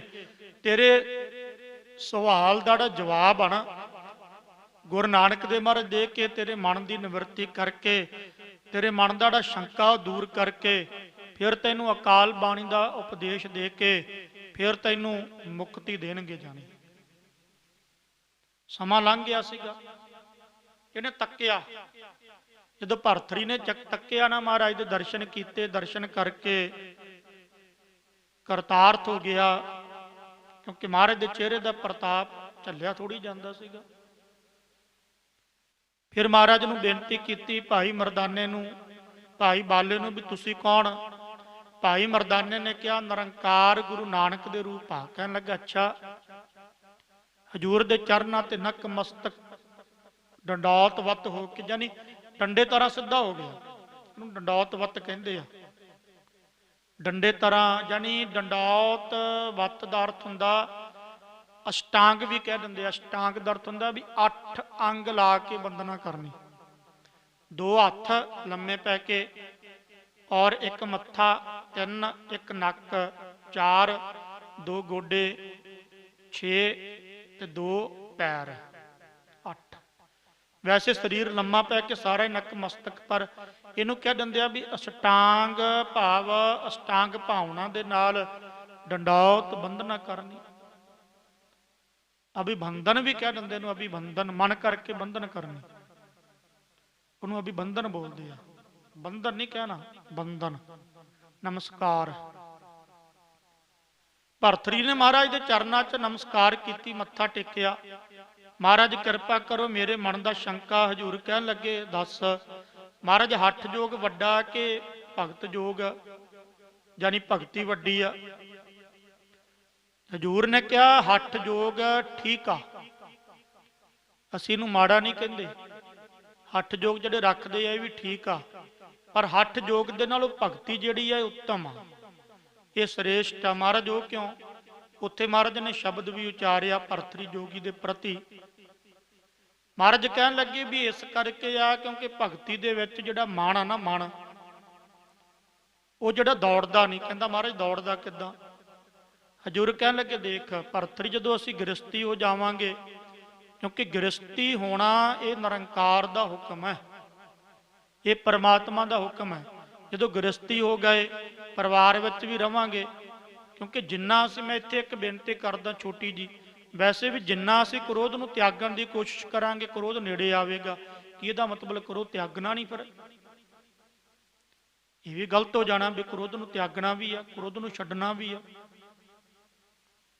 ਉਹਦਾ ਅਰਥ ਕੀ ਆ? ਹਾਂ, ਕ੍ਰੋਧ ਨੂੰ ਤਿਆਗਣਾ ਜ਼ਰੂਰ ਹੈ, ਕ੍ਰੋਧ ਨੂੰ ਛੱਡਣਾ ਜ਼ਰੂਰ ਹੈ, ਮੋਹ ਨੂੰ ਛੱਡਣਾ ਜ਼ਰੂਰ ਹੈ, ਹੰਕਾਰ ਨੂੰ ਛੱਡਣਾ ਜ਼ਰੂਰ ਹੈ, ਨਿੰਦਿਆ ਨੂੰ ਛੱਡਣਾ ਜ਼ਰੂਰ ਹੈ, ਆਲਸ ਨੂੰ ਛੱਡਣਾ ਜ਼ਰੂਰ ਹੈ, ਕਾਮ ਨੂੰ ਜਿਹੜਾ ਉਹ ਛੱਡਣਾ ਜ਼ਰੂਰ ਹੈ। ਪਰ ਜਿੰਨਾ ਅਸੀਂ ਕਾਮ ਨੂੰ ਤਿਆਗਾਂਗੇ ਨਾ, ਤਿਆਗਣ ਦੀ ਕੋਸ਼ਿਸ਼ ਕਰਾਂਗੇ, ਗ੍ਰਸਤੀ ਜੀਵਨ ਨੂੰ ਤਿਆਗਣ ਦੀ ਕੋਸ਼ਿਸ਼ ਕਰਾਂਗੇ, ਉਨੀ ਸਾਨੂੰ ਯਾਦ ਉਹਦੀ ਆਵੇਗੀ। ਚੇਤੇ ਕਰਕੇ ਦੇਖ ਲਿਓ। ਫਿਰ ਦ੍ਰਿਸ਼ਟਾ ਭਾਵ ਹੋ ਕੇ, ਭਾਵ ਸੰਸਾਰ ਵਿੱਚ ਰਹਿ ਕੇ, ਪਰਿਵਾਰ ਵਿੱਚ ਵਿਚਰਦੇ ਆ, ਗ੍ਰਸਤੀ ਜੀਵਨ ਬਤੀਤ ਕਰਦੇ ਆ, ਰੱਬ ਦੀ ਬੰਦਗੀ ਕਰਨੀ, ਭਗਤੀ ਕਰਨੀ।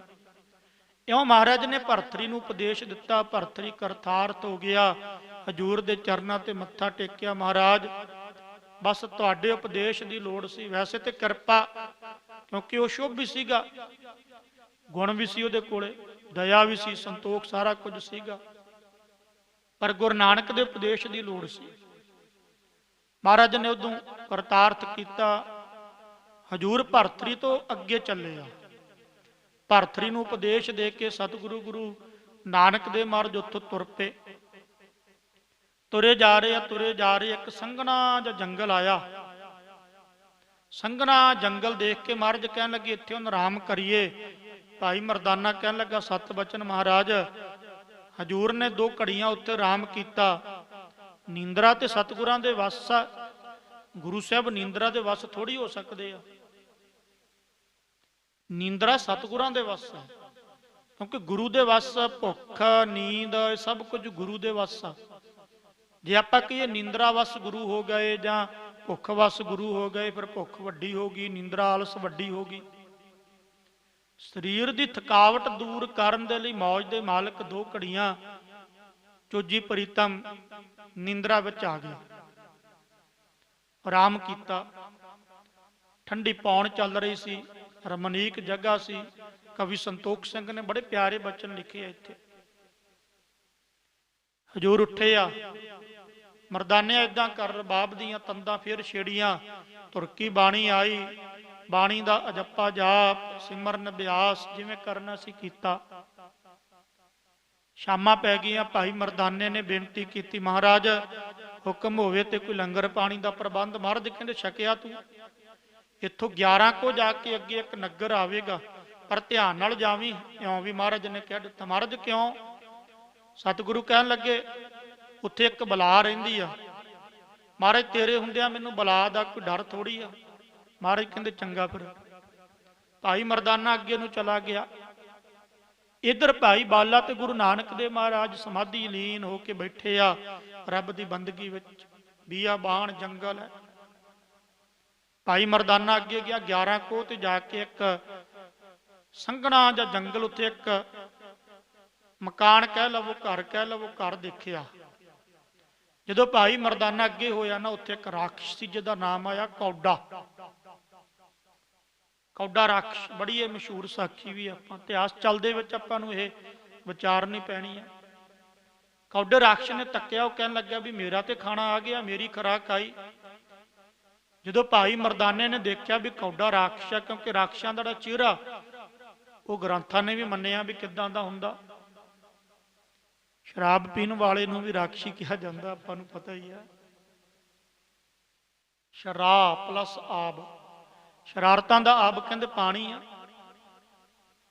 ਸ਼ਰਾਬ ਜ਼ਿਆਦਾ ਪੀ ਲੈਣੀ, ਪਰ ਡਿੱਗ ਪੈਣਾ ਖਾਲੀਆਂ ਦੇ ਵਿੱਚ, ਕੁੱਤੇ ਮੂੰਹ ਚੱਟੀ ਜਾਂਦੇ ਆ, ਬੁਰਾ ਹਾਲ ਹੁੰਦਾ। ਗੰਦਗੀ ਕੋਲੇ ਮੁਸਕਾਟ ਮਾਰਦਾ, ਕਿੱਦਾਂ ਆਪਾਂ ਕਿਸੇ ਨੂੰ ਸਿੱਧੇ ਮੂੰਹ ਬੋਲਣਾ ਨਹੀਂ। ਇਹ ਵੀ ਰਾਖਸ਼ ਵਰਤੀ ਆ, ਕਿਉਂਕਿ ਸ਼ਰਾਬ ਜਿਹੜੀ ਹੈ ਰਾਖਸ਼ਾਂ ਦੇ ਹਿੱਸੇ ਆਈ ਸੀ, ਅੰਮ੍ਰਿਤ ਦੇਵਤਿਆਂ ਦੇ ਹਿੱਸੇ ਆਇਆ ਸੀ। ਇਹ ਸ਼ਾਸਤਰਾਂ ਨੇ ਮੰਨਿਆ, ਗ੍ਰੰਥਾਂ ਨੇ ਮੰਨਿਆ। ਹੁਣ ਇਦਾਂ ਦੀ ਹਾਲਤ ਦੇਖੀ ਨਾ ਜਦੋਂ, ਬਹੁਤ ਭੈੜੀ ਜੀ ਹਾਲਤ ਬਣੀ ਸੀਗੀ। ਜਿਹੜਾ ਕੌਡਾ ਰਾਖਸ਼ ਸੀਗਾ, ਭਾਈ ਮਰਦਾਨੇ ਤੱਕਿਆ, ਜਦੋਂ ਕਹਿਣ ਲੱਗਾ ਵੀ ਗੁਰੂ ਨਾਨਕ ਨੇ ਕਿਹਾ ਸੀ ਬਲਾ ਮਿਲੇਗੀ, ਇਹ ਭੱਜਣ ਲੱਗਾ। ਕਹਿਣ ਲੱਗੇ ਵੀ ਇਹਨੇ ਕੌਡੇ ਰਾਖਸ਼ ਨੇ ਗੁਰੂ ਨਾਨਕ ਦੇ ਮਹਾਰਾਜ ਦੇ ਸੰਗੀ ਭਾਈ ਮਰਦਾਨੇ ਨੂੰ ਭੱਜਣ ਨਹੀਂ ਦਿੱਤਾ। ਫੜ ਲਿਆ, ਫੜ ਕੇ ਕੈਦ ਕਰ ਲਿਆ। ਤੇਲ ਦਾ ਤਪਦਾ ਕੜਾਇਆ, ਜਿਹੜਾ ਤੇਲ ਦਾ ਤਪਦਾ ਕੜਾਇਆ ਸੀ ਨਾ, ਉਹਦੇ ਵਿੱਚ ਸੁੱਟਣ ਦੇ ਲਈ ਤਪਦੇ ਹੋਏ ਤੇਲ ਨੂੰ ਗਰਮ ਕਰਨ ਲੱਗਾ। ਇੱਧਰ ਭਾਈ ਮਰਦਾਨੇ ਨੇ ਗੁਰੂ ਨਾਨਕ ਨੂੰ ਯਾਦ ਕੀਤਾ, ਮਹਾਰਾਜ ਕਿਰਪਾ ਕਰ, ਮੇਰੇ ਤੇ ਤੋਂ ਗਲਤੀ ਹੋ ਗਈ, ਮੈਂ ਤੁਹਾਡਾ ਬਚਨ ਨਹੀਂ ਮੰਨਿਆ। ਤੁਸੀਂ ਕਿਹਾ ਸੀ ਬੜੀ ਭਾਰੀ ਬਲਾ ਰਹਿੰਦੀ ਹੈ ਮਹਾਰਾਜ, ਇਦਾਂ ਤਾਂ ਇਹ ਜਿਸ ਤਰ੍ਹਾਂ ਕੜਾਇਆ ਤਪਾ ਰਿਹਾ ਤੇਲ ਦਾ, ਤੇ ਮੈਨੂੰ ਤੇ ਤਲ ਕੇ ਖਾ ਜੂਗਾ, ਕਿਉਂਕਿ ਉਹਨੇ ਖਾਣਾ ਹੀ ਸੀ। ਇਹ ਤੇਲ ਤਪਾ ਰਿਹਾ। ਭਾਈ ਮਰਦਾਨਾ ਕੈਦ ਕੀਤਾ ਹੋਇਆ, ਬੰਨਿਆ ਕਹਿ ਲਵੋ, ਕੈਦ ਕੀਤਾ ਕਹਿ ਲਵੋ, ਤਪਾ ਰਿਹਾ ਹੈ। ਭਾਈ ਮਰਦਾਨੇ ਨੇ ਯਾਦ ਕੀਤਾ, ਨਿਰੰਕਾਰ ਸਰੂਪ ਗੁਰੂ ਨਾਨਕ ਦੇ ਮਹਾਰਾਜ, ਅਕਾਲ ਸਰੂਪ ਸੰਗੀ ਦੀ ਕਿਰਪਾ ਕਰਕੇ ਇੱਜ਼ਤ ਪੱਤ ਰੱਖੋ, ਲਾਜ ਰੱਖੋ। ਇੱਧਰ ਹਜੂਰ ਥੋੜੇ ਜਿਹੇ ਮੁਸਕਰਾਏ, 11 ਕੋ ਦੂਰ ਬੈਠੇ ਸੀ। ਬਾਲਿਆ ਚੱਲ, ਮਹਾਰਾਜ ਕਿੱਥੇ? ਆਪਣਾ ਮਰਦਾਨਾ ਉਸੇ ਬਲਾ ਦੇ ਹੱਥ ਆ ਗਿਆ। ਮਹਾਰਾਜ ਤੁਸੀਂ ਕਿਹਾ ਵੀ ਸੀ। ਮਹਾਰਾਜ ਕਹਿਣ ਲੱਗੇ ਕੋਈ ਨਹੀਂ ਬਾਲਿਆ, ਕਿਸੇ ਢੰਗ ਤਰੀਕੇ ਦੇ ਨਾਲ ਇਹ ਜਿਹੜੀਆਂ ਬਲਾਵਾਂ ਘੁੰਮ ਰਹੀਆਂ, ਰਾਖਸ਼ਦ ਘੁੰਮ ਰਹੇ ਆ ਦੁਨੀਆ ਜਿਹੜੀ ਤਪਦੀ ਹੈ, ਇਹਨਾਂ ਦਾ ਉਧਾਰ ਵੀ ਕਰਨਾ ਨਾ। ਧੰਨ ਸੀ ਭਾਈ ਮਰਦਾਨਾ, ਧੰਨ ਸੀ ਭਾਈ ਮਰਦਾਨਾ। ਕਿੰਨਾ ਭਰੋਸਾ ਹੋਣਾ ਭਾਈ ਮਰਦਾਨੇ ਨੂੰ। ਜਦੋਂ ਗੁਰੂ ਨਾਨਕ ਨੇ ਗੱਲ ਕਹੀ ਸੀ ਬਲਾ ਤੈਨੂੰ ਖਾ ਜਾਵੇਗੀ, ਤੇ ਕੈਸੇ ਭਰੋਸੇ ਨਾਲੇ ਬਚਨ ਕਹੇ ਉਹਨੇ, ਮਹਾਰਾਜ ਅੱਗੇ ਵੀ ਬੜੀਆਂ ਬਲਾਵਾਂ ਆਈਆਂ, ਆਪ ਜੀ ਦੇ ਹੁੰਦੇ ਆ, ਮੈਨੂੰ ਕੋਈ ਡਰ ਹੀ ਨਹੀਂ, ਮੈਨੂੰ ਕੋਈ ਚਿੰਤਾ ਹੀ ਨਹੀਂ। ਨਾਨਕ ਚਿੰਤਾ ਮਤ ਕਰੋ, ਚਿੰਤਾ ਤਿਸੀ ਹੈ। ਇਹ ਗੁਰੂ ਗ੍ਰੰਥ ਸਾਹਿਬ ਮਹਾਰਾਜ ਬਚਨ ਆਉਂਦੇ ਆ।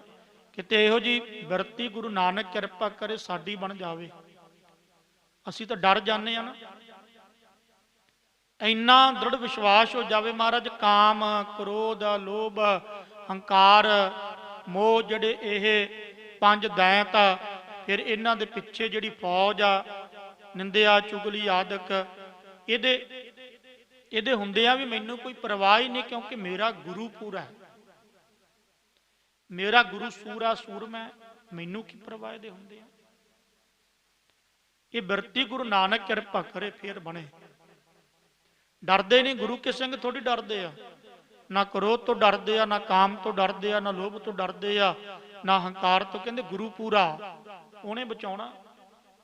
ਇੱਥੇ ਬੇਨਤੀ ਕਰਾਂ ਵੀ ਹਾਂ ਇਹਨਾਂ ਤੋਂ ਦੂਰ ਰਹਿਣਾ, ਪਰ ਕਿਤੇ ਇਹ ਨਾ ਕਹਿ ਲਿਓ ਮੈਂ ਬਚ ਜਾਵਾਂਗਾ, ਗੁਰੂ ਕਿਰਪਾ ਕਰੇ ਬਸ। ਜਦੋਂ ਕਹਿ ਦਿੰਦੇ ਆ ਨਾ ਵੀ ਕਈ ਵਾਰ ਮੈਂ ਸਿੰਘਾਂ ਨਾਲ ਵਿਚਾਰ ਕਰਦਾ, ਉਹਨਾਂ ਸਿੰਘ ਵੀ ਕਹਿ ਦਿੰਦੇ ਆ ਵੀ ਮੈਂ ਬਚ ਜਾਵਾਂਗਾ। ਮੈਂ ਕਿਹਾ ਨਹੀਂ, ਇਦਾਂ ਨਾ ਕਹਿ, ਗੁਰੂ ਬਚਾਵੇ। ਦੈਂਤ ਬੜੇ ਤਕੜੇ, ਬੜੀ ਆ ਦੈਂਤ।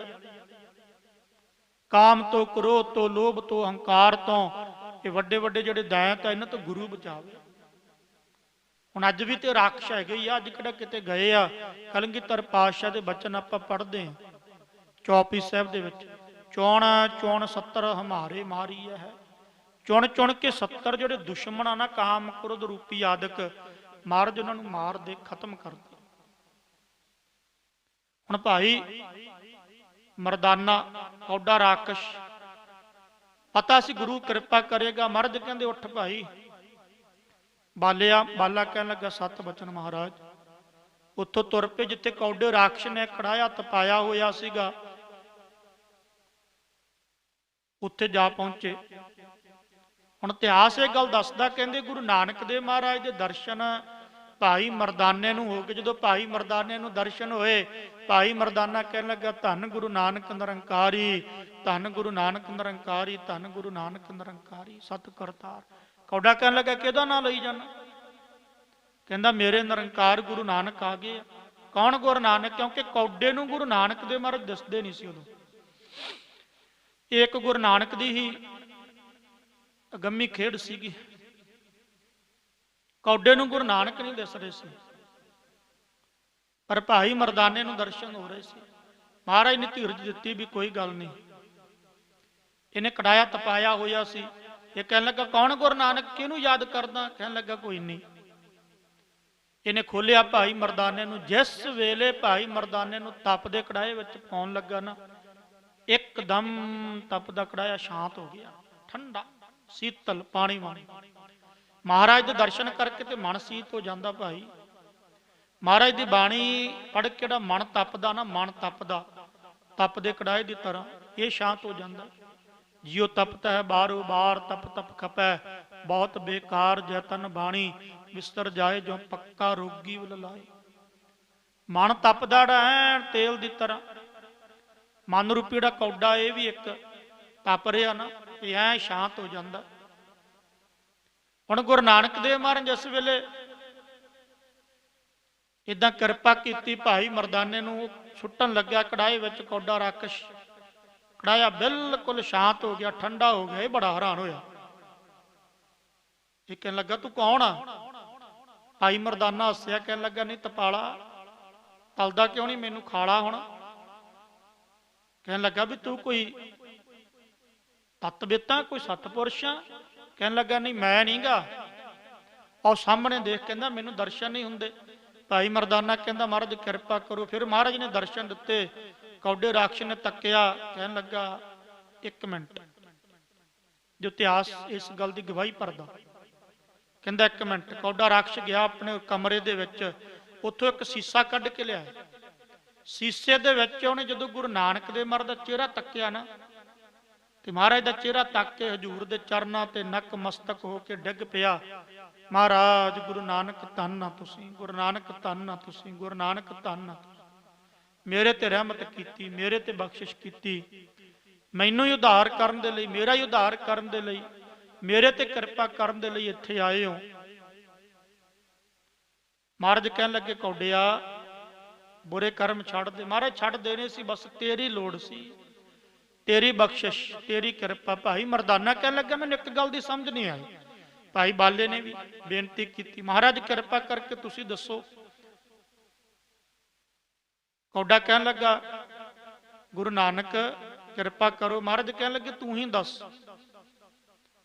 ਭਾਈ ਮਰਦਾਨਾ ਤੇ ਭਾਈ ਬਾਲਾ ਕਹਿਣ ਲੱਗੇ ਮਹਾਰਾਜ ਸੀਸਾ ਕਿਉਂ ਚੱਕ ਕੇ ਲਿਆਇਆ? ਭਾਈ ਮਰਦਾਨਾ ਤੇ ਭਾਈ ਬਾਲਾ ਦੋਵੇਂ ਪੁੱਛਣ ਲੱਗੇ। ਕੌਡਾ ਕਹਿਣ ਲੱਗਾ ਮੈਂ ਦੱਸਾਂਗਾ, ਪਰ ਸਭ ਤੋਂ ਪਹਿਲਾਂ ਮੈਂ ਪ੍ਰਸ਼ਾਦ ਲੈ ਕੇ ਆਉਣਾ ਆਪ ਵਾਸਤੇ। ਮੇਵੇ ਭਾਵ ਜਿਹੜਾ ਫਲ ਆ ਨਾ, ਫਲ ਤੋੜ ਕੇ ਲਿਆਉਣਾ। ਇਤਿਹਾਸ ਦੱਸਦਾ ਵੀ ਇਹ ਸੁੰਦਰ ਫਲ ਲੈ ਕੇ ਆਇਆ, ਹਜੂਰ ਦੇ ਚਰਨਾਂ ਤੇ ਅਰਪਣ ਕੀਤਾ। ਹਜੂਰ ਨੇ ਛਕਿਆ, ਭਾਈ ਮਰਦਾਨੇ ਨੇ ਛਕਿਆ, ਭਾਈ ਬਾਲੇ ਨੇ ਛਕਿਆ। ਫਿਰ ਮਹਾਰਾਜ ਦੇ ਕੋਲੇ ਬੈਠਾ, ਫਿਰ ਇਹਨੇ ਦੱਸੀ ਸਾਰੀ ਗੱਲ ਵੀ ਤੂੰ ਸੀਸਾ ਕਿਉਂ ਲੈ ਕੇ ਆਇਆ। ਇਹ ਕਹਿਣ ਲੱਗਾ ਕਿਸੇ ਸਮੇਂ ਮੈਂ ਨਾ, ਦੇਖੋ ਇੱਥੇ ਥੋੜਾ ਜਿਹਾ ਧਿਆਨ ਨਾਲ ਸੁਣਿਓ, ਉਸਤਾਦ ਗੁਰੂ ਦੇ ਬਰਾਬਰ ਹੁੰਦਾ। ਉਸਤਾਦ ਦੀ ਨਰਾਦਰੀ, ਗੁਰੂ ਦੀ ਨਰਾਦਰੀ ਇੱਕ ਹੋ ਜਾਂਦੀ ਆ। ਜਿਹੜਾ ਵਿਦਿਆ ਗੁਰੂ ਹੁੰਦਾ ਨਾ, ਵਿਦਿਆ ਗੁਰੂ ਮਹਾਂਪੁਰਖ ਹੈ ਬਾਬਾ ਕਰਤਾਰ ਸਿੰਘ ਭਿੰਡਰਾਂ ਵਾਲੇ। ਇਹਨਾਂ ਦਾ ਪਿੰਡ ਮਹਾਂਪੁਰਸ਼ਾਂ ਦਾ ਭੂਰਾ ਪਿੰਡ ਸੀਗਾ। ਇੱਧਰ ਪੈ ਜਾਂਦਾ ਇਹ ਮੇਰੇ ਖਿਆਲ ਪੱਟੀ ਵੱਲ, ਭੂਰੇ ਪਿੰਡ। ਜਦੋਂ ਮਹਾਂਪੁਰਖਾਂ ਨੂੰ ਦਮਦਮੀ ਟਕਸਾਲ ਦੀ ਮੁਖੀ ਵਜੋਂ ਸੇਵਾ ਮਿਲੀ ਹੈ ਨਾ, ਦਮਦਮੀ ਟਕਸਾਲ ਦੇ 13ਵੇਂ ਮੁਖੀ ਹੋਏ ਆ ਮਹਾਂਪੁਰਸ਼ ਸੰਤ ਬਾਬਾ ਕਰਤਾਰ ਸਿੰਘ ਭਿੰਡਰਾਂ ਵਾਲੇ।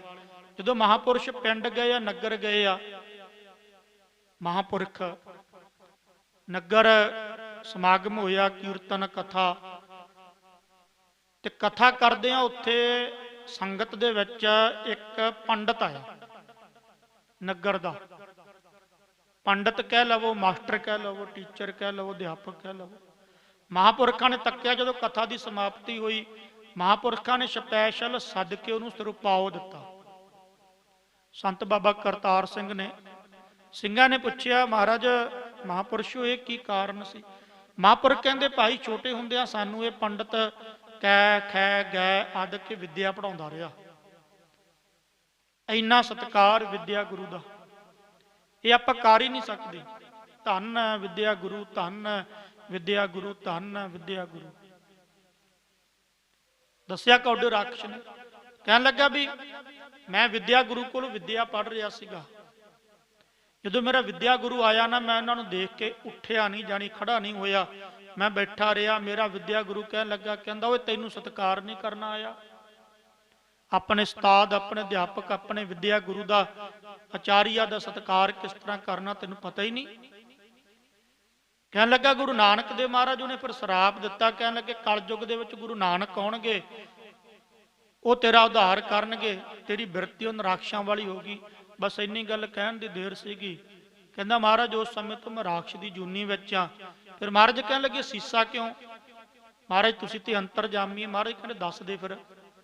ਕਹਿੰਦਾ ਮਹਾਰਾਜ ਇਹ ਸੀਸਾ ਮੈਨੂੰ ਉਹਨਾਂ ਨੂੰ ਦਿੱਤਾ ਸੀ। ਕਹਿਣ ਲੱਗੇ ਵੀ ਜਦੋਂ ਵੀ ਕੋਈ ਇੱਥੇ ਤੇਰੇ ਕੋਲ ਆਵੇਗਾ, ਉੱਥੇ ਜਦੋਂ ਤੂੰ ਰਾਖਸ਼ ਦੀ ਜੂਨੀ ਵਿੱਚ ਹੋਵੇਂਗਾ, ਤੂੰ ਮੁੱਖ ਦੇਖ ਲਿਆ ਕਰੀ ਸ਼ੀਸ਼ੇ ਦੇ ਵਿੱਚ।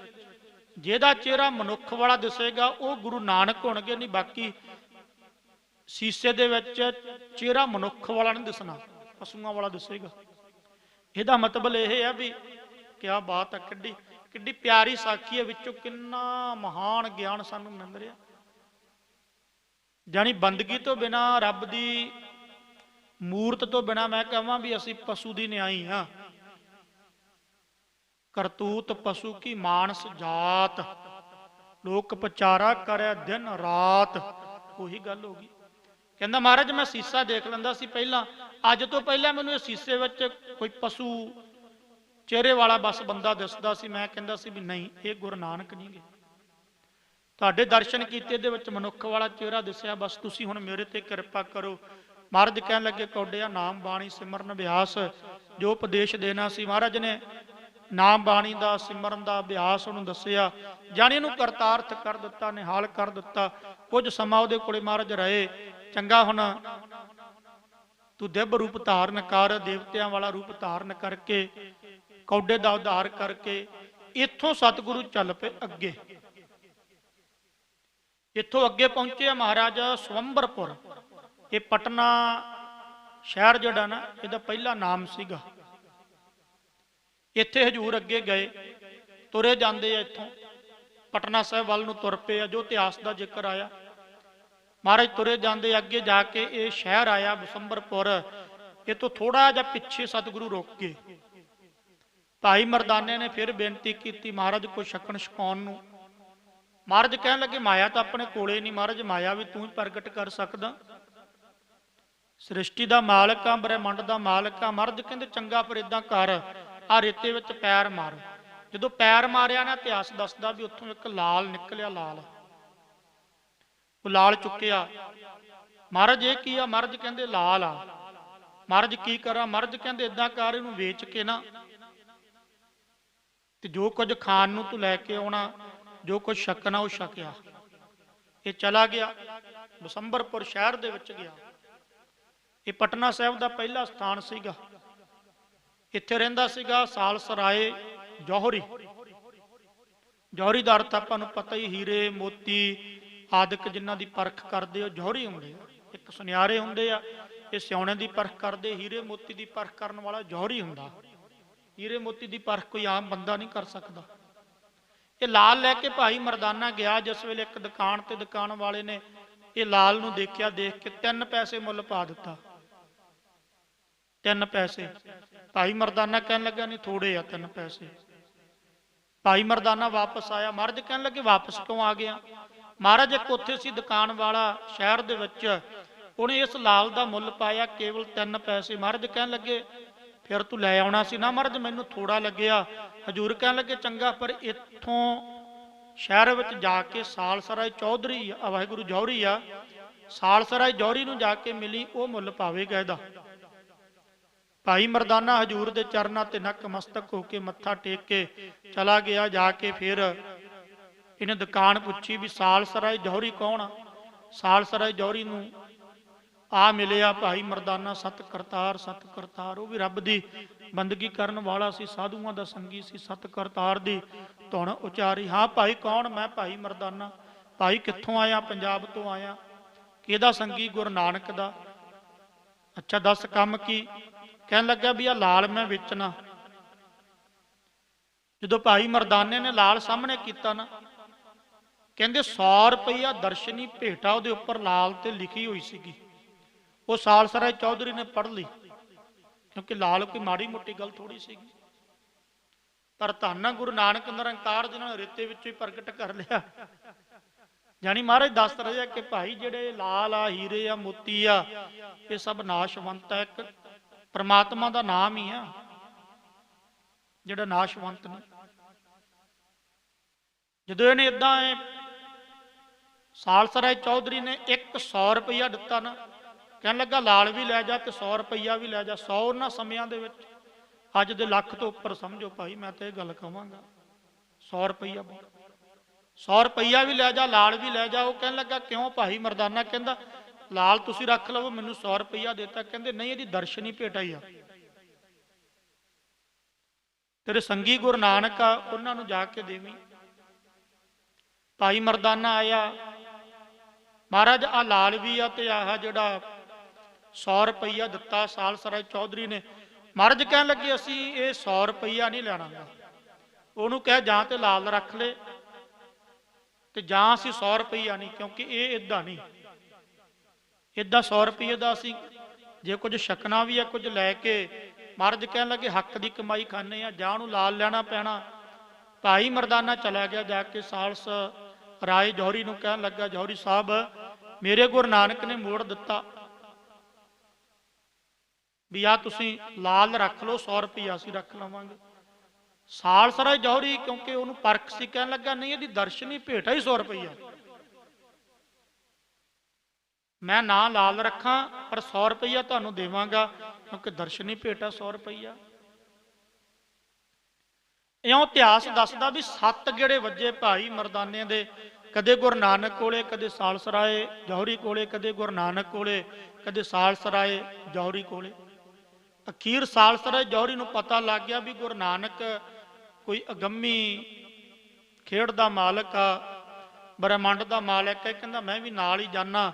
ਇਹ ਆਇਆ ਮਹਾਰਾਜ ਦੇ ਚਰਨਾਂ ਤੇ ਮੱਥਾ ਟੇਕਿਆ, ਦਰਸ਼ਨ ਕਰਕੇ ਹੀ ਨਿਹਾਲੋ ਨਿਹਾਲ ਹੋ ਗਿਆ। ਮਹਾਰਾਜ ਤੁਸੀਂ ਧੰਨ ਹੋ। ਮਹਾਰਾਜ ਕਹਿਣ ਲੱਗੇ ਭਾਈ ਤੈਨੂੰ ਕਿਹਾ ਨਾ ਵੀ ਇਹ ਤੂੰ ਲਾਲ। ਕਹਿੰਦਾ ਮਹਾਰਾਜ ਝੂਠਾ ਮੈਂ ਵੀ ਨਹੀਂ, ਤੁਸੀਂ ਵੀ ਨਹੀਂ। ਇਹਦੀ ਦਰਸ਼ਨੀ ਭੇਟ ਦਾ 100 ਰੁਪਈਆ ਮੁੱਲ ਹੈ। ਉਹ 100 ਰੁਪਈਆ ਮੈਂ ਇਸ ਕਰਕੇ ਦਿੱਤਾ ਮਹਾਰਾਜ ਤੁਹਾਨੂੰ। ਮਹਾਰਾਜ ਕਹਿੰਦੇ ਨਾ ਭਾਈ ਜਾਂ ਤਾਂ ਲਾਲ ਰੱਖ। ਕਹਿੰਦਾ ਮਹਾਰਾਜ ਮੈਂ ਤਾਂ ਹੁਣ ਤੁਹਾਡਾ ਹੋ ਗਿਆ, ਤੁਸੀਂ ਕਿਰਪਾ ਕਰੋ ਮੇਰੇ ਤੇ। ਚਾਹੇ ਲਾਲ ਦੇ ਦਿਓ ਜਾਂ 100 ਰੁਪਈਆ ਦੇ ਦਿਓ ਜਾਂ ਦੋਵੇਂ ਨਾ ਦੇਵੋ, ਜੋ ਮਰਜ਼ੀ ਦਿਓ। ਮਹਾਰਾਜ ਕਹਿੰਦੇ ਅੱਛਾ ਉਪਦੇਸ਼ ਦੇਵੋ, ਹੁਣ ਨਾਮ ਰੂਪੀ ਲਾਲ ਦੇ ਦਿਓ। ਉਹ ਲਾਲ ਦੇਵੋ ਜਿਸ ਲਾਲ ਨੂੰ ਪਾ ਕੇ ਮੈਂ ਕਦੇ ਜ਼ਿੰਦਗੀ ਦੇ ਵਿੱਚ ਹੰਕਾਰ ਦੇ ਸਹਿਤ ਨਾ ਹੋਵਾਂ, ਨਿੰਦਿਆ ਸਹਿਤ ਨਾ ਹੋਵਾਂ, ਹੰਕਾਰ ਤੋਂ ਇਲਾਵਾ ਵਕਾਰਾਂ ਸਹਿਤ ਨਾ ਹੋਵਾਂ। ਮਨ ਨੂੰ ਸ਼ਾਂਤੀ ਆ ਜਾਵੇ, ਮਨ ਇਕਾਗਰ ਸਹਿਤ ਹੋ ਜਾਵੇ, ਟਿਕ ਜਾਵੇ ਮਨ।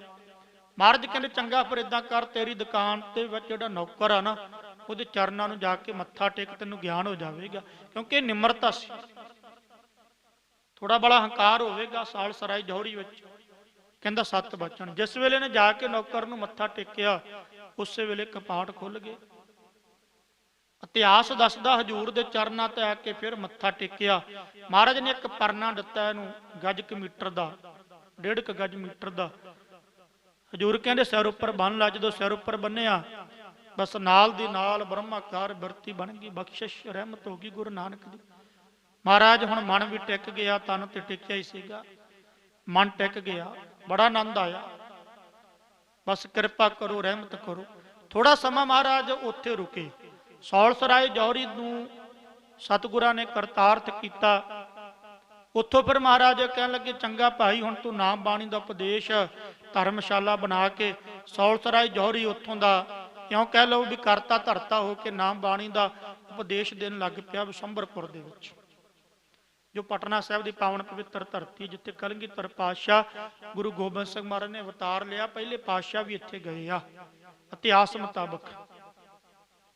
ਉੱਥੋਂ ਮਹਾਰਾਜ ਚੱਲੇ, ਸਮੁੰਦਰ ਆਇਆ ਅੱਗੇ, ਸਮੁੰਦਰ ਦੇ ਦਰਿਆ ਦੇ ਵਾਹਿਗੁਰੂ ਸਮੁੰਦਰ ਦੇ ਕੰਢੇ ਤੇ ਜਾ ਕੇ ਇੱਕ ਮੱਛ ਸੀਗਾ, ਮੱਛ ਬਹੁਤ ਵੱਡਾ। ਇਤਿਹਾਸ ਦੱਸ ਰਿਹਾ, ਕਹਿੰਦੇ 35 ਕੋਹ, ਮੇਰੇ ਖਿਆਲ ਦੇ ਵਿੱਚ 4 ਕਿਲੋਮੀਟਰ ਦਾ ਇੱਕ ਕੋਹ ਮੰਨਿਆ, ਤੇ 4 ਕੋਹਾਂ ਦਾ ਇੱਕ ਯੋਜਨ ਮੰਨਿਆ, ਯਾਨੀ 16 ਕਿਲੋਮੀਟਰ ਦਾ ਇੱਕ ਯੋਜਨ ਮੰਨਿਆ ਗ੍ਰੰਥਾਂ ਨੇ। ਇੱਕ ਯਾਨੀ 4 ਕਿਲੋਮੀਟਰਾਂ ਦਾ ਇੱਕ ਕੋਹ। ਹੁਣ ਤੁਸੀਂ ਹਿਸਾਬ ਕਿਤਾਬ ਆਪੇ ਕਰ ਲਿਓ। 35 ਕੋਹ ਲੰਮਾ ਐਡਾ ਮੱਛ ਸੀਗਾ। ਹੁਣ ਇਹ ਨਾ ਕਿਉਂ ਵੀ ਐਡਾ ਕਿਵੇਂ ਹੋ ਜਾਵੇਗਾ, ਅੱਜ ਵੀ ਵਿਗਿਆਨੀਆਂ ਨੇ ਸਿੱਧ ਕੀਤਾ ਵੀ ਸਮੁੰਦਰ ਦੇ ਵਿੱਚ ਪਤਾ ਨਹੀਂ ਕੀ ਕੁਝ ਪਿਆ।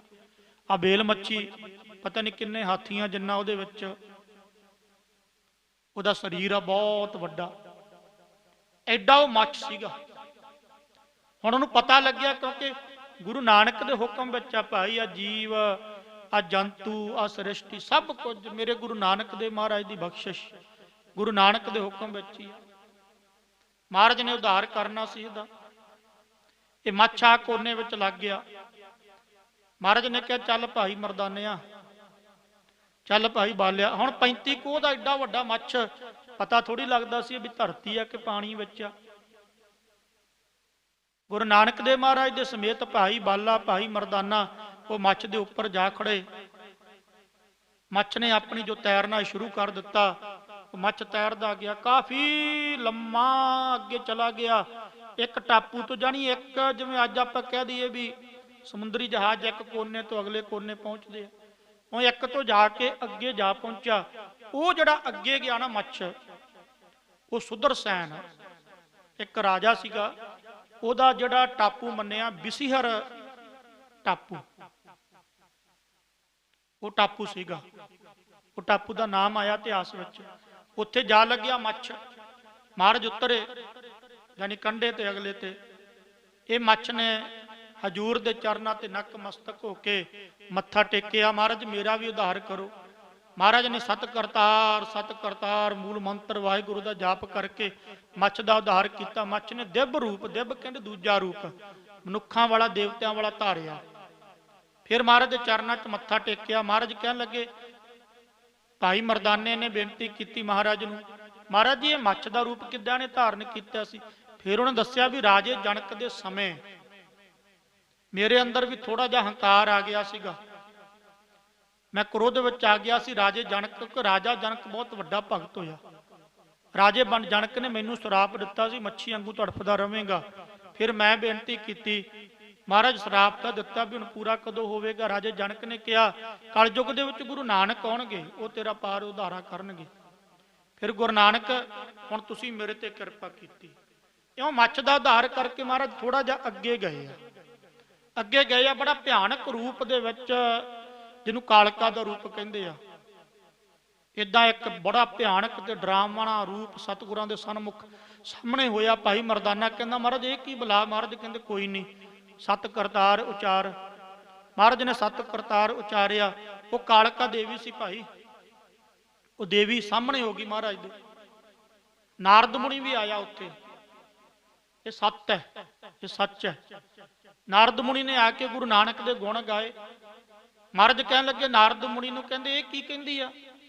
ਮਹਾਰਾਜ ਇਹ ਕਹਿੰਦੀ ਆ ਮੈਨੂੰ ਭੁੱਖ ਬਹੁਤ ਲੱਗੀ ਆ, ਖੂਨ, ਕਿਉਂਕਿ ਕਾਲਕਾ ਖੂਨ ਪੀਂਦੀ ਆ ਨਾ, ਖੂਨ ਮੰਗਦੀ ਆ। ਮਹਾਰਾਜ ਕਹਿੰਦੇ ਚੰਗਾ ਭਾਈ, ਅਸੀਂ 6ਵੇਂ ਤੇ 10ਵੇਂ ਜਾਮੇ ਦੇ ਵਿੱਚ ਆਵਾਂਗੇ। ਜੋ ਲੋਕ ਅਤਿਆਚਾਰ ਕਰਦੇ ਆ, ਜੋ ਪਾਪ ਕਰਦੇ ਆ, ਬੁਰੇ ਕਰਮ ਕਰਦੇ ਆ, ਉਹ ਅਤਿਆਚਾਰ ਨੂੰ ਰੋਕਾਂਗੇ, ਬੁਰੇ ਕਰਮਾਂ ਨੂੰ ਰੋਕਾਂਗੇ। ਉਦੋਂ ਜੰਗ ਕਰਾਂਗੇ ਅਸੀਂ ਆ ਕੇ, ਤੇ ਜੰਗ ਦੇ ਵਿੱਚ ਜਿੰਨਾ ਤੇਰਾ ਜੀ ਕੀਤਾ ਨਾ ਉਨਾ ਹੀ ਖੂਨ ਪੀ ਲਵੀਂ। ਫਿਰ ਇਤਿਹਾਸ ਵਿੱਚ ਵੀ ਇਹ ਬਚਨ ਆਉਂਦੇ ਆ। ਇਉਂ ਗੁਰੂ ਨਾਨਕ ਦੇਵ ਮਹਾਰਾਜ ਨੇ ਉਹਦਾ ਵੀ ਭਲਾ ਕੀਤਾ। ਫਿਰ ਸਤਿਗੁਰੂ ਉੱਥੋਂ ਥੋੜੇ ਜੇ ਅੱਗੇ ਗਏ ਆ, ਜਿਹੜਾ ਉਹ ਬਿਸੀਹਰ ਟਾਪੂ ਸੀਗਾ, ਉੱਥੇ ਜਾ ਪਹੁੰਚੇ। ਮਹਾਰਾਜ ਨਗਰ ਦੇ ਬਾਹਰ ਬੈਠੇ, ਬਾਣੀ ਦੀ ਧੁਨ ਸਤਿਗੁਰਾਂ ਨੇ ਉਚਾਰੀ। ਭਾਈ ਮਰਦਾਨੇ ਨੇ ਰਬਾਬ ਦੀਆਂ ਤੰਦਾਂ ਛੇੜੀਆਂ, ਰਮਣੀਕ ਸੁੰਦਰ ਜਗ੍ਹਾ ਦੇਖੀ। ਫਿਰ ਕੀਰਤਨ ਹੋਇਆ। ਭਾਈ ਮਰਦਾਨੇ ਨੂੰ ਸਤਿਗੁਰਾਂ ਨੇ ਹੁਕਮ ਕੀਤਾ, ਕਹਿਣ ਲੱਗੇ ਮਰਦਾਨਿਆ ਇਹ ਰਾਜੇ ਸੁਦਰਸੈਨ ਦਾ ਸ਼ਹਿਰ ਆ, ਤੂੰ ਇੱਥੇ ਚਲਾ ਜਾ, ਇੱਥੇ ਇੱਕ ਭਾਈ ਝੰਡਾ ਰਹਿੰਦਾ, ਉਹਨਾਂ ਨੂੰ ਜਾ ਮਿਲ, ਉਹ ਤੈਨੂੰ ਮਿਲ ਕੇ ਬੜਾ ਖੁਸ਼ ਹੋਵੇਗਾ, ਤੇਰੀ ਸੇਵਾ ਵੀ ਕਰੇਗਾ। ਕਹਿੰਦਾ ਸਤ ਬਚਨ ਮਹਾਰਾਜ।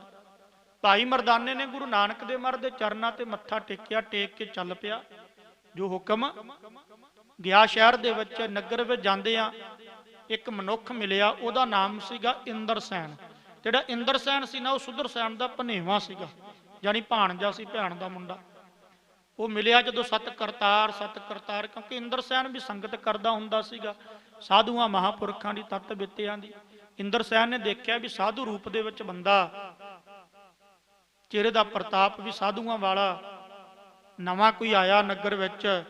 ਭਾਈ ਤੂੰ ਕੌਣ? ਕਹਿੰਦਾ ਮੈਂ ਮਰਦਾਨਾ। ਤੁਸੀਂ ਕੌਣ? ਕਹਿੰਦਾ ਮੈਂ ਇੰਦਰਸੈਨ।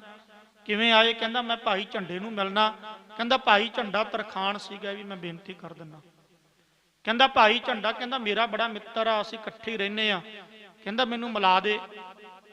ਜਦੋਂ ਜਾ ਕੇ ਮਿਲਿਆ, ਸਤ ਕਰਤਾਰ ਦੀ ਧੁਨ ਉਚਾਰੀ, ਭਾਈ ਝੰਡੇ ਨੂੰ ਮਿਲਿਆ। ਭਾਈ ਝੰਡਾ ਕਹਿਣ ਲੱਗਾ ਤੁਸੀਂ ਕੌਣ? ਕਹਿੰਦਾ ਮੈਂ ਮਰਦਾਨਾ। ਕਿਵੇਂ ਆਉਣਾ ਹੋਇਆ? ਸਾਰੀ ਗੱਲ ਪੁੱਛੀ। ਭਾਈ ਝੰਡੇ ਨੂੰ ਭਾਈ ਮਰਦਾਨਾ ਕਹਿਣ ਲੱਗਾ, ਕਹਿੰਦਾ ਗੁਰੂ ਨਾਨਕ ਬੈਠੇ ਆ ਤੇਰੀ ਨਗਰੀ ਤੋਂ ਬਾਹਰ। ਮੈਂ ਤੇ ਗੁਰੂ ਨਾਨਕ ਦਾ ਨਾਮ ਸੁਣਿਆ ਨਹੀਂਗਾ, ਤੁਸੀਂ ਤੇ ਨਹੀਂ ਸੁਣਿਆ, ਪਰ ਉਹ ਤੁਹਾਨੂੰ ਜਾਣਦੇ ਆ। ਕਹਿੰਦਾ ਅੱਛਾ। ਉਹਨਾਂ ਨੇ ਕਿਹਾ ਵੀ ਤੁਸੀਂ ਉਹਨਾਂ ਨੂੰ ਜਾ ਕੇ ਮਿਲੋ। ਭਾਈ ਝੰਡਾ ਕਹਿਣ ਲੱਗਾ ਸਤ ਬਚਨ। ਕੀ ਛਕਣਗੇ ਗੁਰੂ ਨਾਨਕ? ਮੌਜ ਦੇ ਮਾਲਕ ਆ।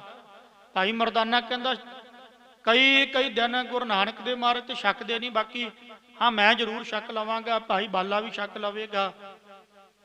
ਕੁਝ ਫਰੂਟ ਅੱਜ ਦੀ ਤੁਹਾਡੀ ਭਾਸ਼ਾ ਵਿੱਚ ਅੰਗਰੇਜ਼ੀ ਹੁਣ ਸਾਡੇ ਵੀ ਭਾਈ ਜ਼ਬਾਨ ਤੇ ਚੜ ਗਈ ਹੈ, ਕੀ ਕਰੀਏ।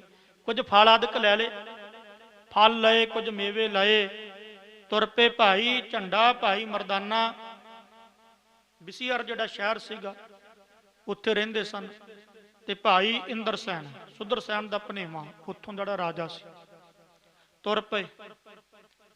ਰਸਤੇ ਦੇ ਵਿੱਚ ਪੁੱਛਿਆ ਭਾਈ ਇੰਦਰਸੈਨ ਨੇ, ਭਾਈ ਝੰਡੇ ਨੇ, ਵੀ ਗੁਰੂ ਨਾਨਕ ਦੇ ਦਰਸ਼ਨ ਕਰਨ ਦੇ ਲਈ ਅਸੀਂ ਜਾ ਰਹੇ ਹਾਂ, ਵੀ ਪਹਿਲਾਂ ਬਚਨ ਕਿਹੜਾ ਕਹੀਏ?